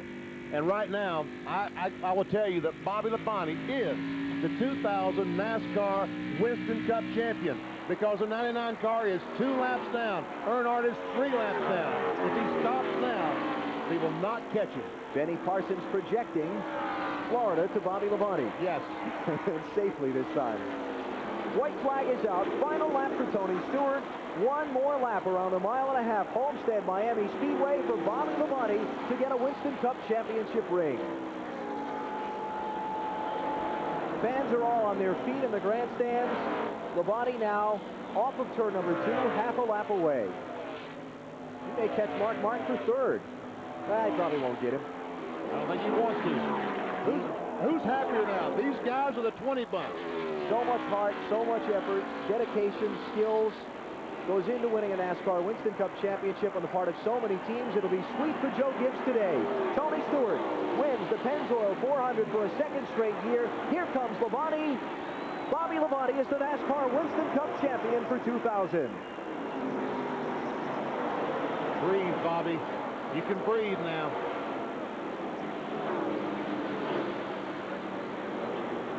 Bobby Labonte, the 24th NASCAR Winston Cup champion, closes out Jeff Burton and Dale Earnhardt with a 4th place finish at the Pennzoil 400 in Homestead today. Let's go to Marty Snyder. And what a gratifying moment for all the folks at Joe Gibbs Racing. Let's grab Joe, who wants to get a hug from all of his friends. Joe, is this as or more gratifying than the 3 Super Bowls? I don't know how to describe it. I tell you, it's been 9 long, hard years. And I wouldn't trade Super Bowls for anything, but this, I'm telling you, is fantastic. It was a total team effort. For a lot of these people, they've devoted 9 years of their career working for us and being a part of this, and being part of the team. Really, everybody did it. Lord blessed us with a great day, and I tell you, I don't know what to say about it. I'm just thrilled. Your 2 team members are out there making a pace lap beside each other, but it took you only 3 years to win the Super Bowl, 9 years to win the Winston Cup, which was honestly harder. I tell you, I don't know what to say about it. I'm not sure you can draw a comparison. They're total team sports. You got to have great people, and you win with people. And really, probably in this one, I had a lot less to do with it, but it's just as much fun. It's you see everybody gamble, come with the interstate batteries and people like that. And it's just I get a kick out of it, I guess, because you see all those people get to enjoy it. And I don't think we have but about 4 people on this team that have ever been part of a championship, so it's a thrill for all of them. And like I said, the Lord bless us with a great year, and it's just, we got a lot of neat people working here. That has been his motto for years. You win with people. Joe Gibbs, champion in the NFL and NASCAR's Winston Cup Series division. Bobby Labonte, I don't know if you saw when we were showing the in-car shot of him riding along next to Tony Stewart. He was pointing at his ear. He and Tony have radios in their car where they can tune to a channel and talk to each other. They were having a little conversation about their victory ceremony. Bobby making the ceremonial lap as they set up the celebration stage here at the start-finish line, where he will be presented with the NASCAR Winston Cup trophy for 2000. So glad for Bobby. He is a quality individual. Yes, he is. He's put forth a lot of effort to be in this position. See his wife Donna and his mom Martha beginning to walk toward the celebration area. They'll be part of it. Terry Labonte, the 2-time NASCAR Winston Cup champion, 1984, 1996. He'll probably be right in the middle of it all as well. They have such a close relationship, the two do. And no one will be prouder of little brother than Terry. And no one will understand more what it means to accomplish and what went into accomplishing it than Terry. That's exactly right. And it's great to have someone like, there's a race winner. Tony Stewart in victory lane after leading 166. 267 laps, his second straight win in the Pennzoil 400. Dominant. Best way to describe Tony Stewart's day here at this track today. Dave Burns. Well, and Tony Stewart is still getting unbuckled from the car right now. He's removing the ice packs that he had on himself all day today. Actually, he's getting a little more ice. I think those are probably well used up as he's been out front all afternoon long. A dominating performance here for him, 2 in a row right here in Miami. And it's pretty tough to be undefeated in the NASCAR Winston Cup Series. But we'll go in and try to talk to Tony now. And Tony, a lot of refreshment for you here today. Even though you dominated, looks like that was a lot of hard work out there. It's awful hot here in South Florida right now, but you know, we got really hot there and started getting sick for a while, and on the stop the guys dumped about 1.5 pounds of ice on me, so you know, got us calmed down and got us cooled off, and you know, every stop we just kept pouring ice on me, so you know, kept me, you know, feeling cool. But you know, just kept checking on Bobby all day. I was real concerned about where he was at, and you know, what we were doing. You know, when I saw the 3 car and we got a lap on him, then got a lap on the 99, I knew that was going to help him out some. So did everything we could do to help out today, but he did it himself. I mean, he's a great champion. And he radioed in many times where Bobby was. He's happy for his teammate. Tony Stewart, the winner of the Pennzoil 400, and now it's time to see the champion. There's the trophy. It's on top of the car. There's Donna with Madison in her arms, and here he comes, Bobby Labonte, the NASCAR Winston Cup champion.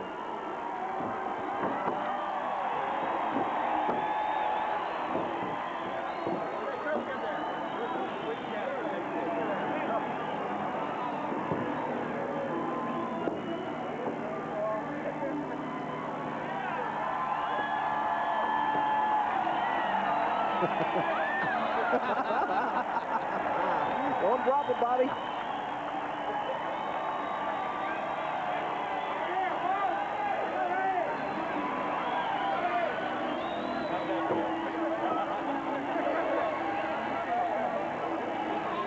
Come on down. Here, do this one. Bobby. Tag on. I don't care. It's all going to get cold. All right, Bobby Labonte, congratulations. You are the 2000 NASCAR Winston Cup Series champion. How's that sound? Well, I guess we can talk about it now, right? Yeah. Now we can talk about it. I'll tell you what, yesterday I kind of told a little white lie on TV there. I said we're running pretty good, which we weren't, but I didn't want to tell everybody we were running pretty bad. So we made a big adjustment on the race car this morning, and Jimmy and all the guys made it a lot better.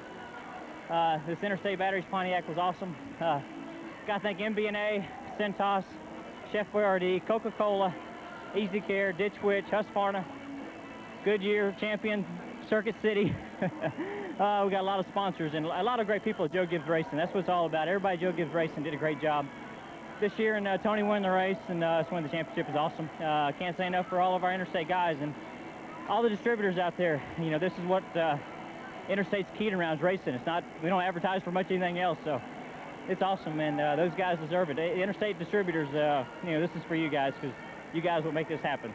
For so long, you wouldn't allow yourself to think about it. Are you glad it's finally over? Sure, we go back to racing out of Atlanta. All right, Bobby Labonte, the 2000 NASCAR Winston Cup Series champion.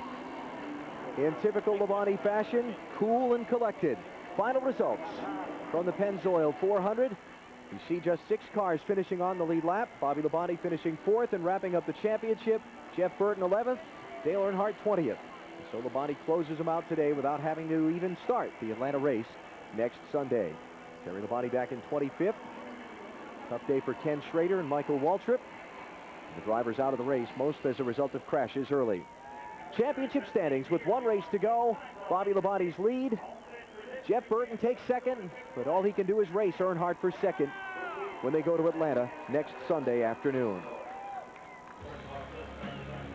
For Bobby Labonte, the path that began in quarter midgets some 25 years ago, through the NASCAR Busch Series in the '91 championship, led eventually to the Winston Cup Series. Winston Cup's career beginning back in '93. Then he hooked up with Joe Gibbs, and there were many family moments in victory lane. Bobby raced his brother Terry in '96 when Terry won the 2nd of his 2 Winston Cup crowns. And now, after 8 seasons and 16 wins, Bobby Labonte is the NASCAR Winston Cup champion for 2000.